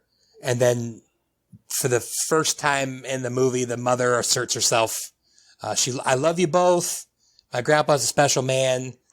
Let him give it a shot. And Sam Which is agrees just the to do it. wrong call, right? Like, it's so stupid. Like, the shot where the grandpa, like, comes through the fog. So it looks good. like, That's the part where I lost my mind. Thank you. Okay, Is that it? Is that it, Stevie? That's the part. Yes. Okay, so did this, so what part of California did this take place in? Southern California. It looks like Palmdale. How close is that to Los Angeles? Is that greater Los Angeles area? Stevie wants to tie this so hard to the LA You could say riots. it's in the greater Los Angeles area, yeah. It's in San Bernardino County. I'm just going to say, if anybody knows anything about the policing of Southern California in the early 90s, wasn't a great track record. That's all I'm saying. Yeah, they were ready to blow Grandpa They away. were ready to blow Grandpa to smithereens and ask questions later. The dad is like, hold on. That's just my dementia-ridden That's my father-in-law. favorite line of the whole movie. Is when he goes, hold on. It's my father-in-law. Like, I lost my mind when he said that. Don't move! Wait! Hold your fire! Hold your fire! It's my father-in-law. Grandpa really has some balls showing up dressed in a fucking ninja Halloween costume to a FBI crime scene. yeah, carrying a weapon. Carrying a weapon. That's why I was so shocked he wasn't blown away. Has anybody seen Die Hard 2? Yes. Oh, yeah. When he shoots the blanks in the airport, it's like he's so lucky he didn't get blown away by all those cops. But anyway, that always reminds me of that. But that's funny because he's so little, too. He's so unimposing.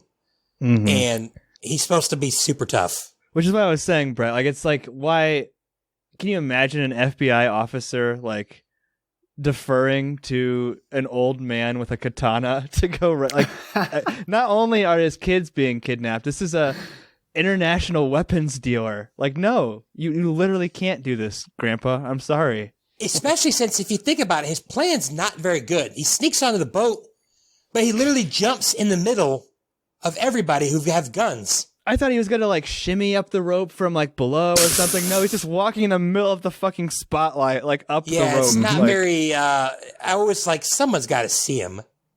But, guess not.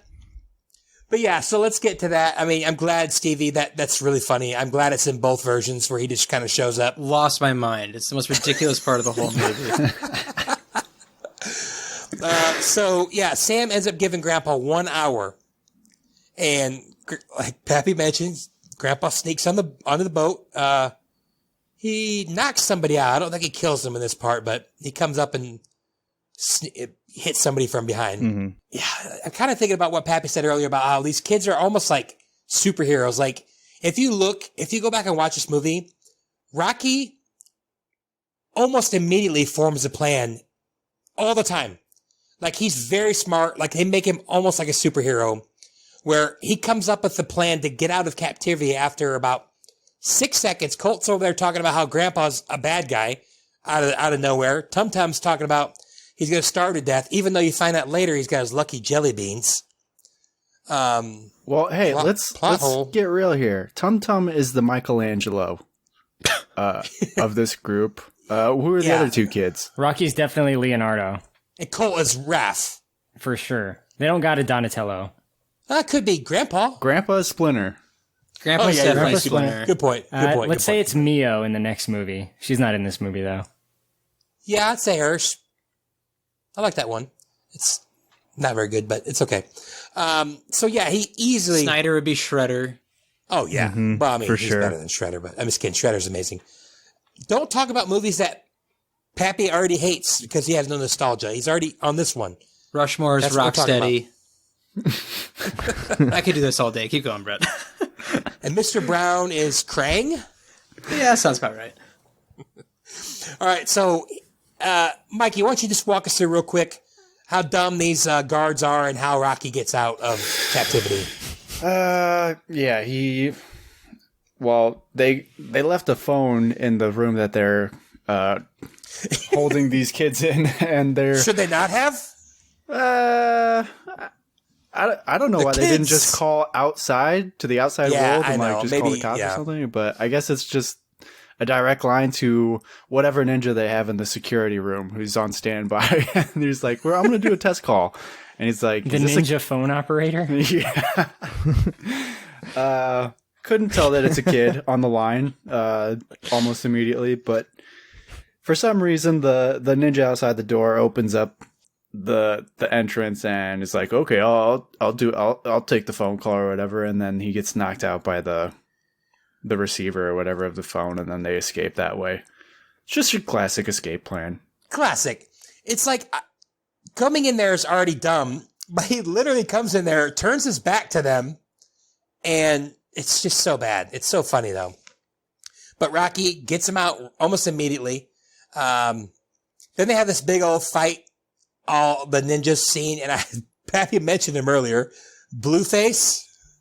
That always cracked me up too. Why don't you guys kind of throw out some of the highlights of this scene before Rushmore comes out? Yeah, so they're really cutting through these useless ninjas of Snyder's, man. They're not good. The three ninjas are basically like just kicking everyone's ass, forming makeshift weapons, really showcasing their skills. They're unbeatable. But they encounter a few mini bosses. You talked about Rushmore. We'll get to him. Along the way, one of the first mini bosses I think they encounter is the Ninja Joker guy.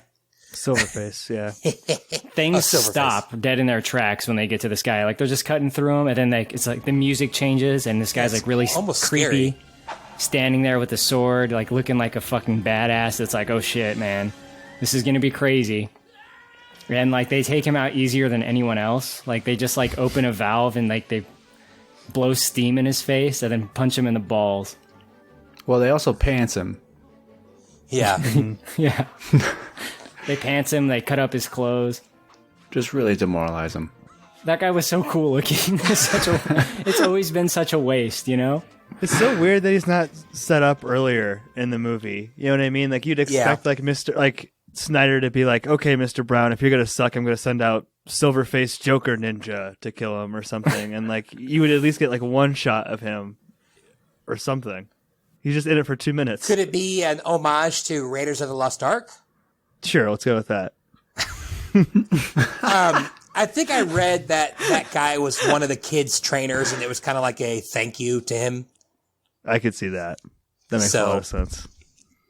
But sacrificing the integrity of your movie just so a guy can have a special part. I think Darth Maul was an homage to that guy. He killed the cool guy way too early. It rhymes. It could happen. So yeah, like Korey, do you want to keep going till we get there? Or do you find another mini boss, or are we to Rushmore now? Well, they cut through some more ninjas, of course. You know, we get the big trailer moment. We should run. We should hide. We should kick their butts. We should run. We should hide. We should kick their butts. Classic. But yeah, they eventually get to Rushmore, who's like this huge Asian dude. He's not like buff, but he's massive. He's like 300 pounds or something or more. I don't really know weight. He also clearly has very bad knees. He's not moving too much.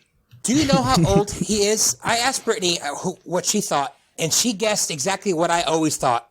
So what's your guys' guess for how old that guy is? 54. So you guys thought mid-50s. Brittany and I thought maybe late 40s. Like, he just looks young and decent, but he's 62, 63 years old. Jeez.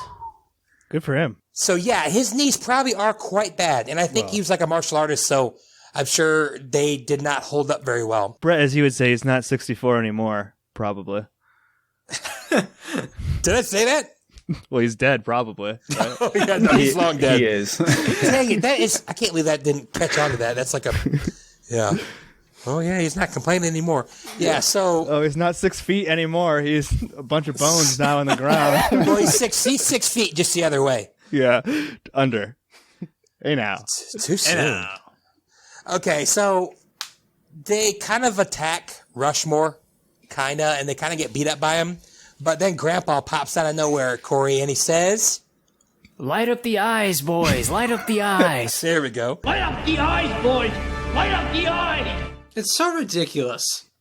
It is ridiculous. He sounds weird in that. Well, they clip. ADR'd some of this to make it work. That makes Because sense. this is the first time the kids see Grandpa, right? In this version that we watched, Stevie watched a different version. So they have to ADR in some lines, be like, "Oh, hey, it's Grandpa." In the other version, they met him earlier. Yeah. How does it work in the other version? When do they meet him? He's like, they're like going through like some tunnels on the boat or whatever, wherever they're at. And, like Grandpa pops out of nowhere and they're like, "Grandpa!" Then he pulls a knife and they're like, "What?" And he just throws it in betwixt the boys and kills a guy behind them. Oh, man. So, yeah, they kind of did lean into that. They leaned into it hard that Grandpa was like a bad dude. Brett, how do you feel about growing up with the much inferior version of Three Ninjas? I know, right? I guess. I mean, I don't care if it's better or not. Like, this movie is like my happy. I mean, the Turteltaub verse it's solid. It's like my happy place. So, I mean, I don't have a problem with it. But yeah, it sounds like there was a little more to the other one. And, I just wish they would have done a better job of preserving Turteltaub's creative vision. Jon Yeah, they Turteltaub's should have creative shot it in vision. 3:3. Yeah, like the aspect ratio is different. Yeah. So, yeah, they pretty much light up the eyes, boys, and then Grandpa jumps down. Doesn't Wait, really have a plan. real quick. Go ahead, So- hop on in. Lighting up the eyes involves like hitting someone in their pressure points. That's fine, right? You know, they've learned that lesson from earlier. That's cool. But their final blow is Hate to it. battering ram Tum Tum into the guy's Had to stomach. That's It's like so stupid. broken neck. Yeah, neck first rather than They feet. use like- one of them as a weapon, and that the other two wield. It happened quite a bit in the international version. Oh, really? They use Tum Tum a lot. Well, they used him at least once in this one. Besides that, they Use he him like runs- 4 times. Oh wow! Swinging him around. Yeah. So again, it looks it makes more sense. it looks awful each time. So yeah, that's and then I don't know if they were trying to not have any semi-automatic weapons in this movie, but like I chuckled a little bit when all the ninjas whipped out 6-shot revolvers. I'm like, I know it's 92, but police departments went away from revolvers in the 80s. Like, I don't get why they all still have 6-shot revolvers. Like, it just looks ridiculous. They're carrying around AR-15s, M16s or whatever the whole movie, and then they whip out these revolvers at the end. It just looks ridiculous to me, but... It's the Dirty Grandpa Harry did- effect.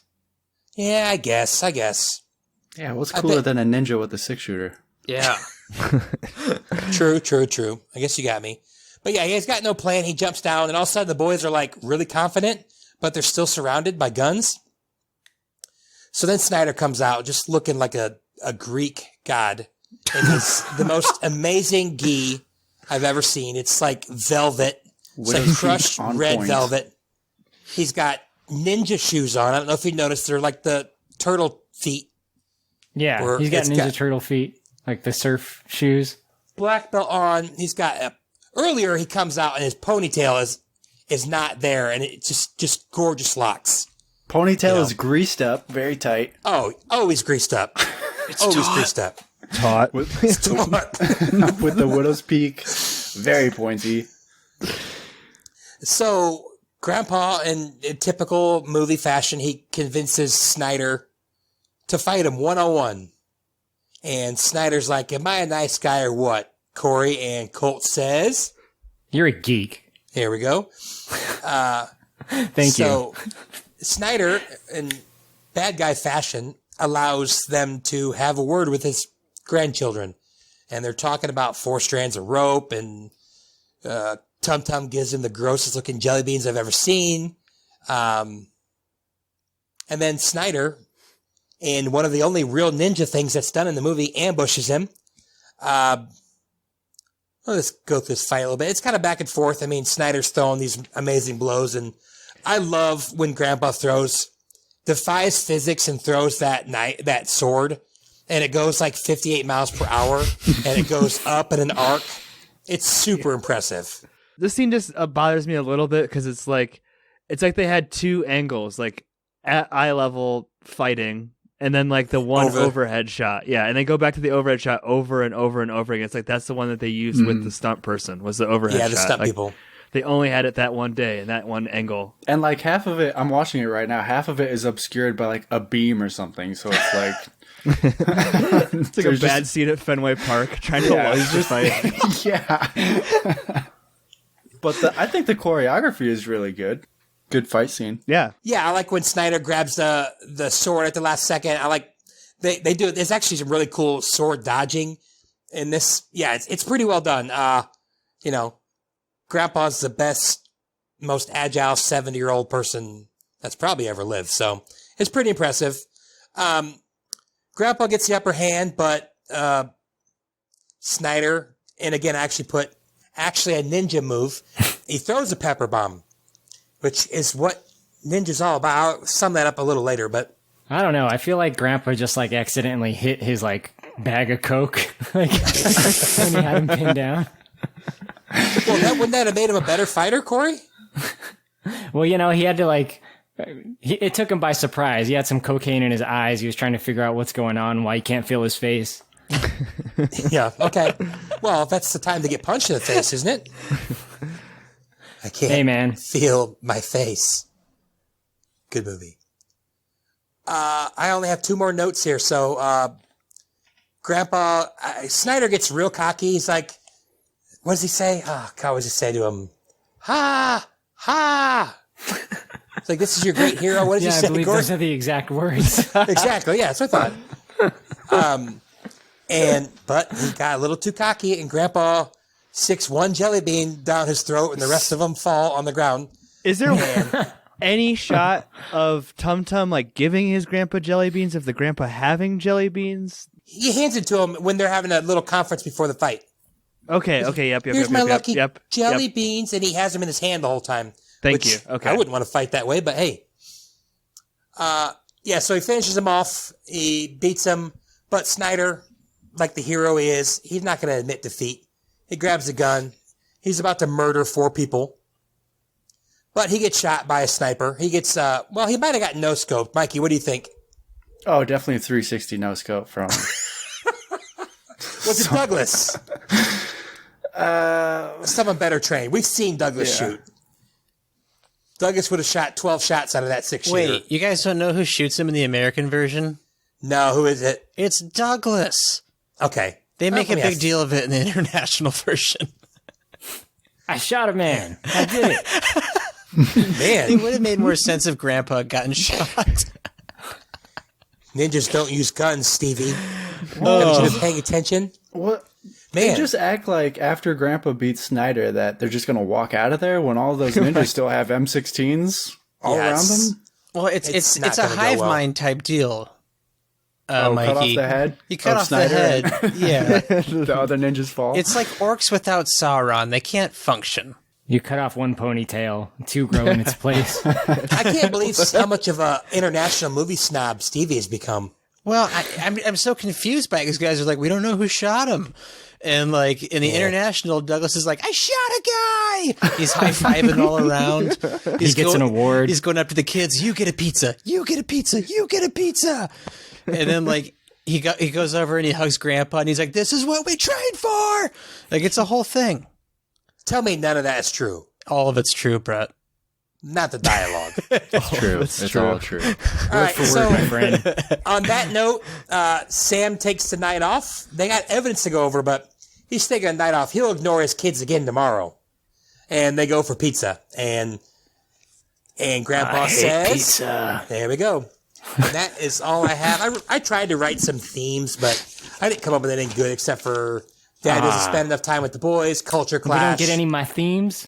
My themes. You're not going to mention the sick Power to the Kids rap song that takes us out? Kid power. I will not tell you what Brittany thought that said. It's definitely not appropriate, so I'm not going to tell you that.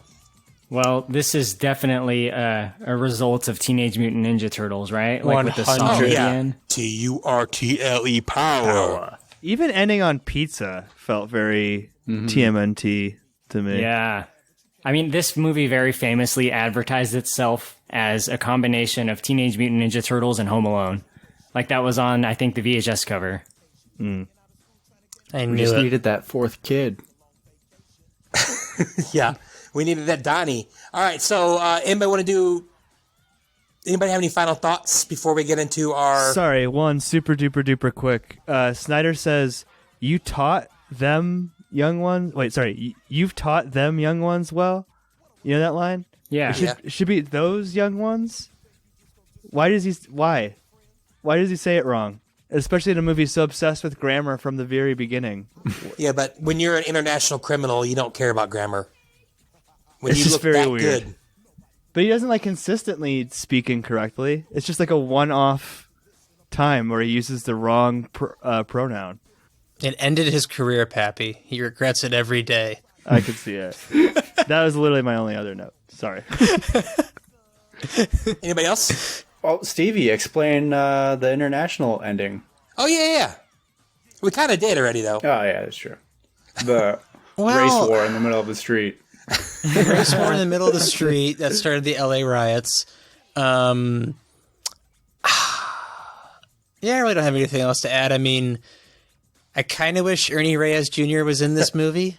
Yes. I think he easily could have been one of the grandsons. I don't think it's that far out of left field that one of the grandsons... Well, might as well have Rob Schneider be a grandson, too. Hey, he's Filipino at least. I don't think it's that far out of the ballpark that one of the grandsons would at least look somewhat like Grandpa. But yeah, I think Ernie Reyes Jr. would have knocked this out of the park. Anybody else, or should you want to go to yes or no's? I'm ready. All right, let's go to the most foregone conclusion of all time. Korey, why don't you go and hit us up with your yes or no? Okay, yes, this is Korey, Kylo Ren memes. I like this movie a lot more than I did before I watched the sequels within the last couple years for my podcast. I believe this was one of the early episodes of Big Dumb Movie, and I gave it a decent rating, but I'm going to give it a pretty hard yes. I don't know if I want to say a hard yes. A solid yes. I don't know. It doesn't matter. It's a yes. I like this movie. I have a lot of nostalgia for it. It's stupid, but it's stupid in a way that works really well. There is some good choreography, and it's a fun 90s movie. It's very time-stamped 90s, and I tend to appreciate those even more. So on behalf of the people in my country, I would like to say it's a yes. All right. I know Pappy's rating, and I know what that usually means, so let's go with Pappy. Oof. Man, it's soft either way. I really don't know. Faster. I'm gonna go soft. I'm gonna give it a very soft no. It's not a bad movie. I like this 1,000 times more than the Teenage Mutant Ninja Turtles that we did.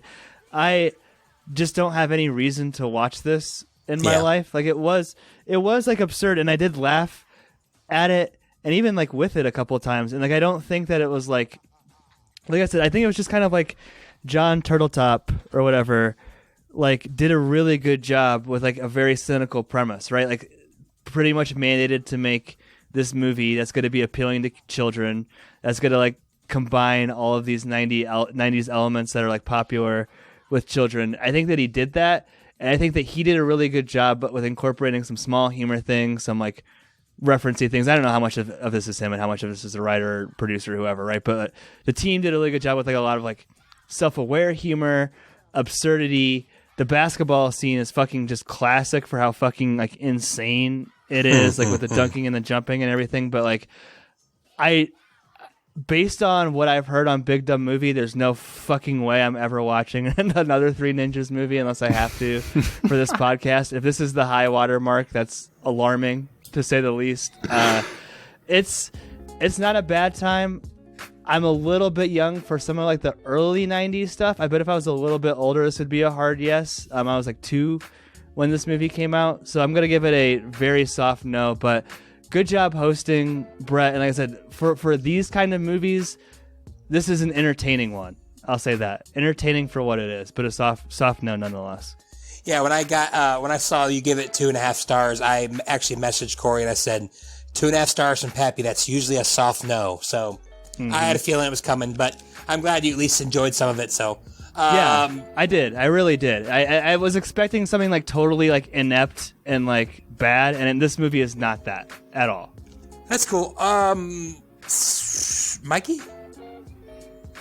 Yeah, this was definitely a trip down memory lane for me. I haven't seen these movies in a really long time, and I don't even know if this is the one that I've seen the most. But High noon at Omega Mountain. But yeah, we got to restore that Turteltaub verse for sure. Yeah, we got to get that cut out there. I think Stevie had the better time, honestly, with the international version. It sounds like a lot more stuff was fleshed out, but I gotta agree with Pap. I don't ever need to see this again. I think some things are better locked away by nostalgia, and this might be one of those times. I remember watching it a ton as a kid, but just forgetting most of it until watching it again, and it's just like, woof. Can't believe I was this infatuated with a movie as a kid. But yeah, it's goofy, but I don't know if it's goofy enough to be like, yeah, this is fun and hilarious to laugh at. But so I'll have to give it a soft no as well. Sorry, Brett. Guess you're dead to me now too. Just kidding. That's fine. That's fine. I mean, you've asked me to do this movie before, but that's okay. Stevie? Now, Brett, this is one of your favorite movies, right? Well, I mean, yeah. But I think it's really cool you got to do a podcast on one of your favorite movies, especially a movie that, like, you have a lot of nostalgia and memories for. I just think, unfortunately, like, I just missed it by a few years, so I don't have that, like, same nostalgia for it. This movie also kind of reminds me of Jingle All the Way in the fact that it's somewhat manufactured, which is pretty much on the heels of Home Alone and TMNT, which is like what Kylo said it was marketed for. This is going to be a very soft no for me. I think I just missed the window of me, like, kind of having nostalgia and love for it like I would for Surf Ninjas. So just a very soft no, but I did have fun watching the film, and I had a blast potting on it. So good job hosting. That's cool. Thank you. Yeah, this is a movie I said before. I think I said on the thread or whatever. I love this movie as a kid. I love this movie as a young adult, and I love it now. Yeah, a lot of it's nostalgia. I had a friend who was really, really close to me, and this was like a thing that we loved to do. I mean, we used to quote it all the time. You know, he loved Snyder and all stuff like that. And he passed away. So it's extra special to me. Timmy D, thinking about you. So it's a super solid yes for me. It's not the best movie, but I love it. I enjoy watching it. I've watched it probably 20 times since I turned 20. I mean, it's like a movie that I continually watched throughout, so maybe that's helped me. I mean, like Mikey loved it as a kid and then goes forever without watching it. It's going to be problematic, I'd imagine.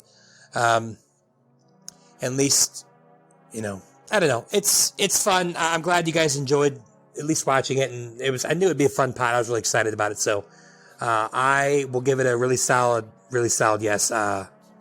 And we can just wash our hands of the Three Ninjas and move on to things of importance like National Treasure or something. So I'm never done with Three Ninjas. Well, never. I'm not done, but so I do have some trivia. I do have to pee, so I don't know if you want to kick it to Spoiler Man. It's a little early, I know, but well, we can kick to Spoiler Man now. We actually just kept talking when you left last time, so we'll probably leave that in. But now we can also, I'd like actually while I'm doing this, get on our spoilers folder and go to the Three Ninjas folder that I made, and your Poor Man's Jeopardy board will be on there. So load that up while I go to the bathroom. I'll be right back, okay? Special thank you to our patrons: Matt Troll, Brother Brian, Druid King, Nick. If you'd like to request an episode, hear your name read by Spoiler Man, or even just help us make podcasts, please check us out on patreon.com/spoilerspodcast. Our email is podcastspoilers@gmail.com. Twitter is @spoilers_pod. Our Instagram is podcast spoilers.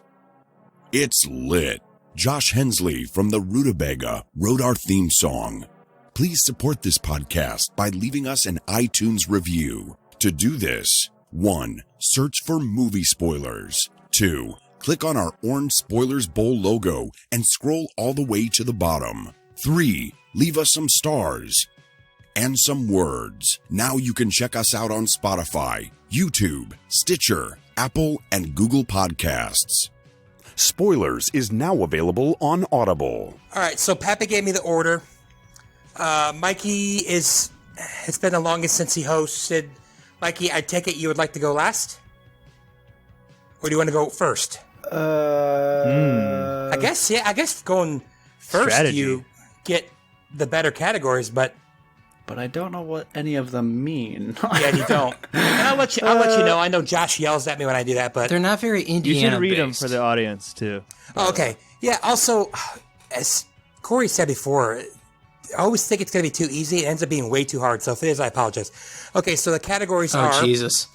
Rocky Loves Emily, Ding, Slow It Down, Slowin', ding, I Want Those Kids, ding, and God, I Love Being a Bad Guy.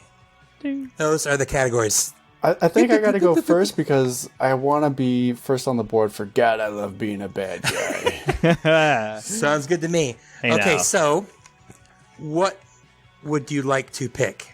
2. All right, so these are famous movie villains by quote. Sorry, wait, before you do that, do you lose points if you get it wrong? Right? Absolutely. Okay, And okay.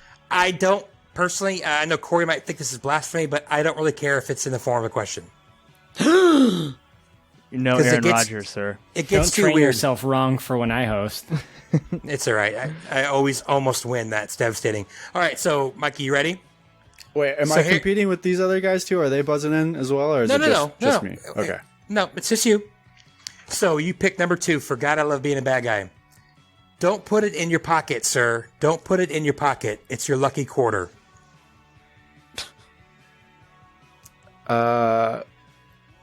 Who is? I know the movie, but I don't know the guy's name. It's who is? God, it's the guy from No Country for Old Men. I can't think of his name right now. Fuck. I can't think of his name. Shit. Anybody?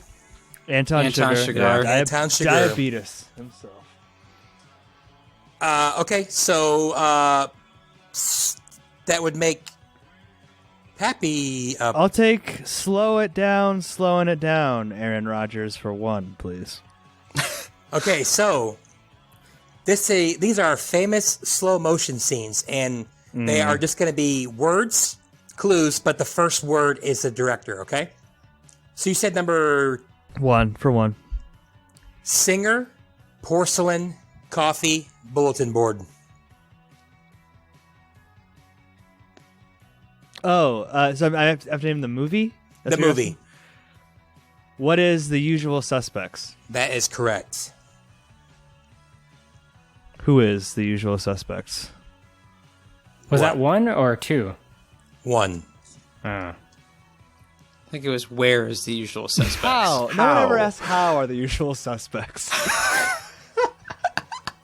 Korey, you're up. Slow it down for 2. Okay, so you know what it is. De Palma, guns, goons, baby, stairs.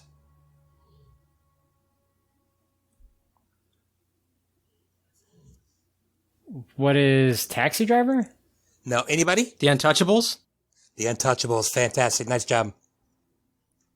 Iconic scene with the baby. It's actually a recreation of an older movie, but yeah, it's really intense. Korey with the early deficit. Stevie? I want a bigger deficit because I want to see how hard and impossible Brett made these questions. I want Those Kids for 3. Okay, so these are celebrity children much less famous than their famous parents. You see, this is what Brett does. Okay, You know, He makes an impossible category. He's on like, how do you Jeopardy, guys they not know expand this? on it before you actually pick, so you know what you're getting into Sometimes, yeah. They do. all the time. Okay. All the time, Brett. Right. Both of her famous parents are actors, icons, and sex symbols. Her dad is no stranger to spoilers and sequels. And her mom is no stranger to nudity and younger men. She's a talented singer and actress, but don't believe everything you hear about her. What in the flying fuck? That's a lot. It's a well-written clue. Repeat that again, Brett. Okay. Both of her famous parents are actors, icons, and sex symbols. Her dad is no stranger to spoilers, capital S, with an exclamation point, and sequels, and her mom is no stranger to nudity and younger men. She's a talented singer and actress, but don't believe everything you hear about her. I'll say Lily Rose Depp. I have no clue. Anybody? Kurt. No Russell's idea. Kid? Bruce Willis's kid. Bruce Willis's kid? Yeah. Rumor Willis. Oh. I didn't know her name. Well, he's got a couple of them. Sorry, Steve. I mean, that was a tough one. Bruce Willis is a sex symbol? Yeah, he was. It's very Talking about phallic. like Bruno era when he did that album. Yeah, what? God. I would definitely say Demi Moore? that he was. Anyway, Stevie with the early, he's usually cleaning these up, so. All right. I know, but Brett makes an impossible web of questions. All right. Sorry. Mikey, you're up. Let's find out what Rocky Loves Emily is for one. Okay. Sorry. These are movie meet cutes. You know what a meet cute is? Absolutely not. It's a sexy piece of bacon. No, it's when like love interests meet in a movie for the first time. Oh. And what number did you say? For one. Annie gets pulled over for erratic driving by police officer Rhodes. In the movie.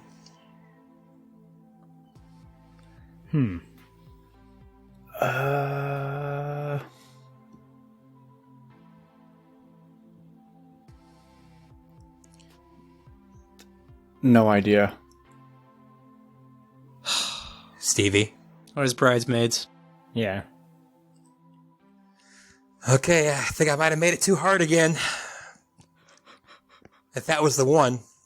I'll take I Want Those Kids for one, please. All right. I'm praying for Chet Hanks.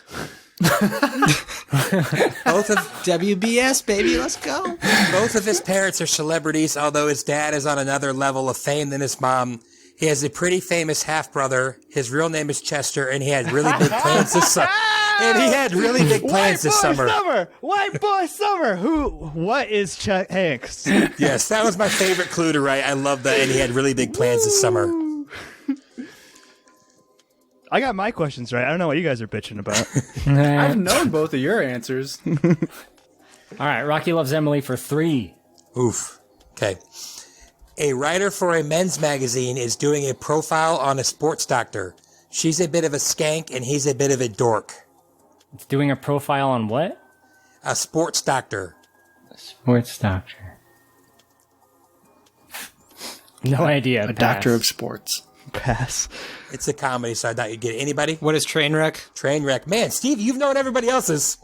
Sounded like a comedy. Yeah. I actually had the names earlier, but I took it off because I thought it'd be too easy. Yeah. Korey, man. You won my last PMJ. I don't think so this time. All right. Stevie. Oh, I gotta get back in. Let's go with God, I Love Being a Bad Guy for 3. Okay. By the time they figure out what went wrong, we'll be sitting on a beach earning 20%.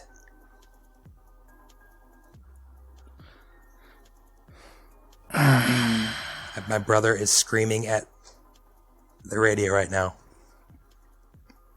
Repeat that again? By the time they figure out what went wrong, we'll be sitting on a beach earning 20%.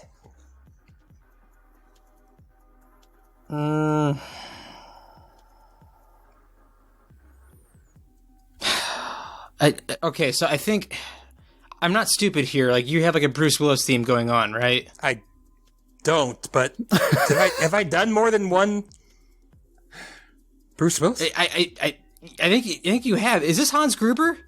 It is Hans Gruber. Well done. Okay, I was like losing my mind there for a second. It's like, okay, he's done Rumor Willis.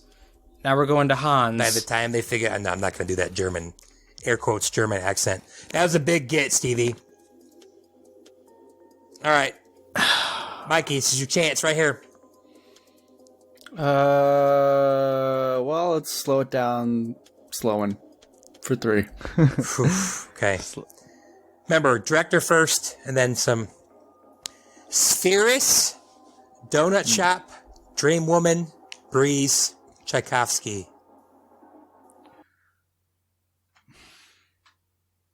What was the first word you said? It's a name, Spheris. Never heard of it. Then why is it in the clue? Because it's the name of the director of the movie.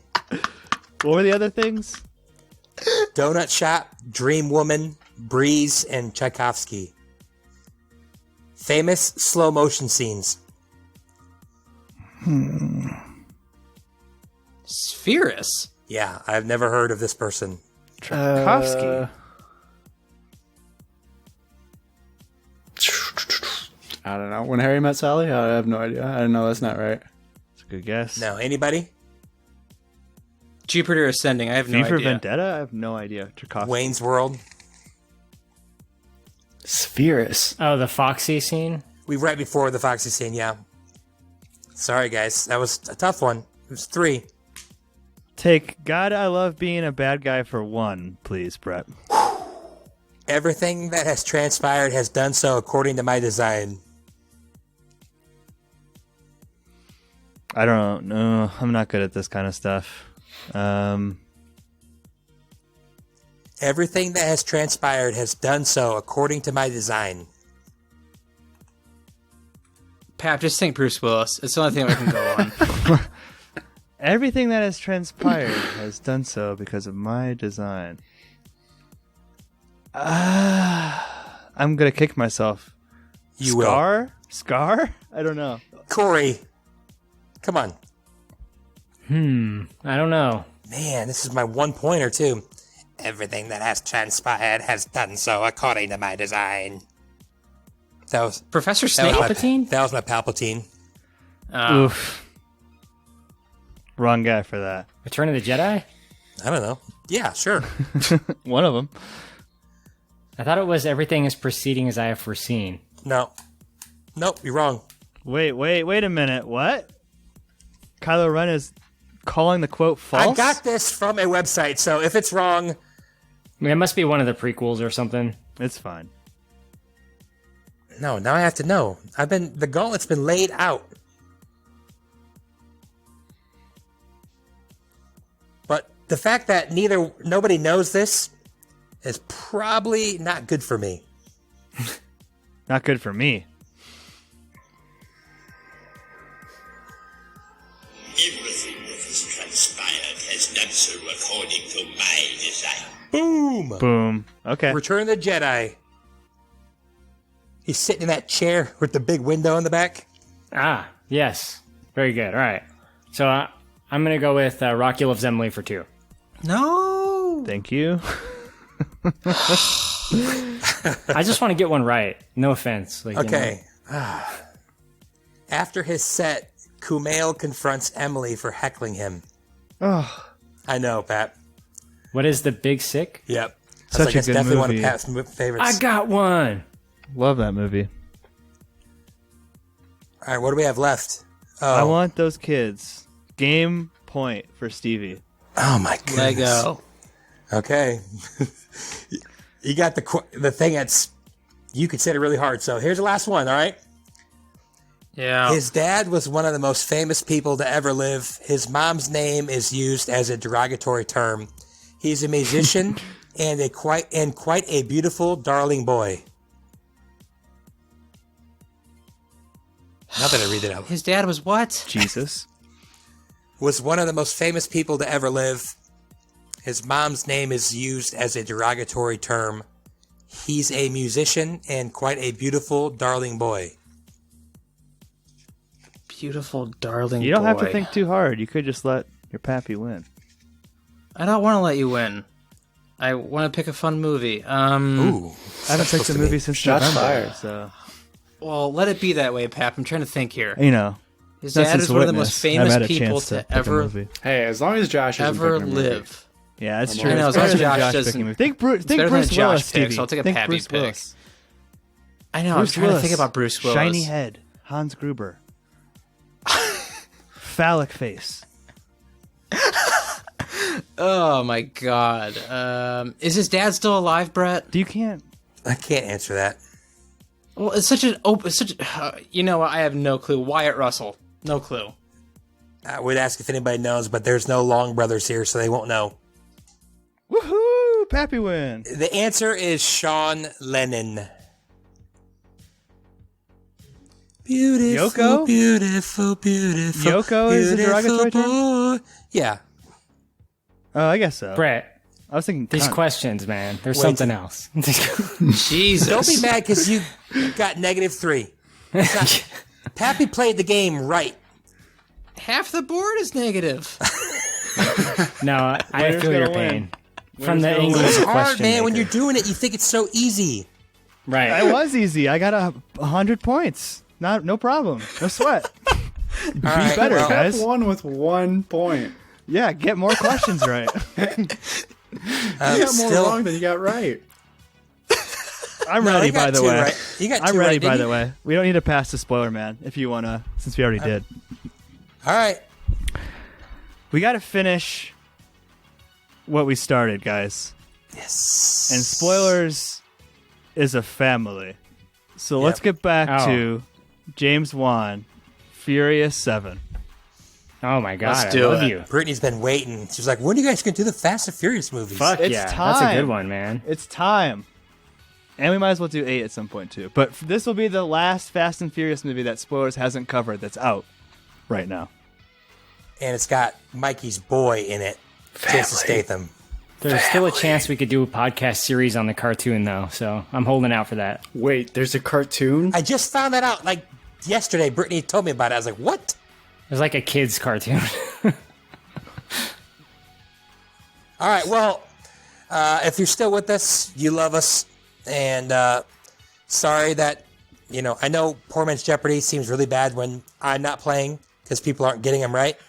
But, I do what I can. If it was easy, everyone could do it. Thank you for joining us, and we will see you. Pap, do you want to do what's coming down the pipe, or should we just end it? Just end it. I have no idea when this will come out. Furious 7 is coming down the pipe for sure. And then Spoiler Man will tell you how to request a movie. If there's a movie that you want to be coming down the pipe, Spoiler Man will tell you how to make your dreams come true. And join our Patreon. Yeah. And follow us on social media. Sure. All right. See you, everybody.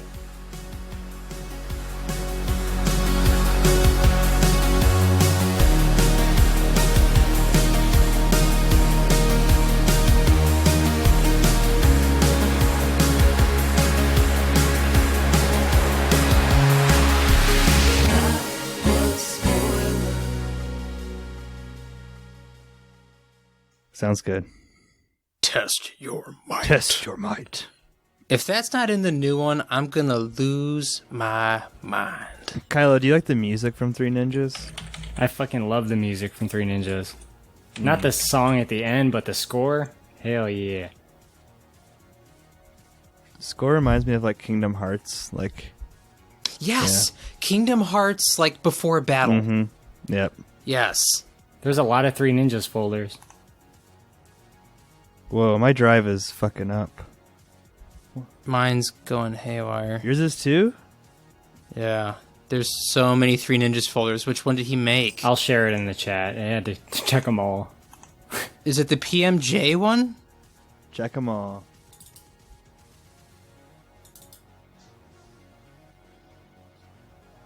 Is Metallica like stoner music? I've never thought of it that way. Metallica was just massive out west. So, I think it has more to a location, but he was also a stoner. Gotcha. All right, I am back. Those things seem at odds to me.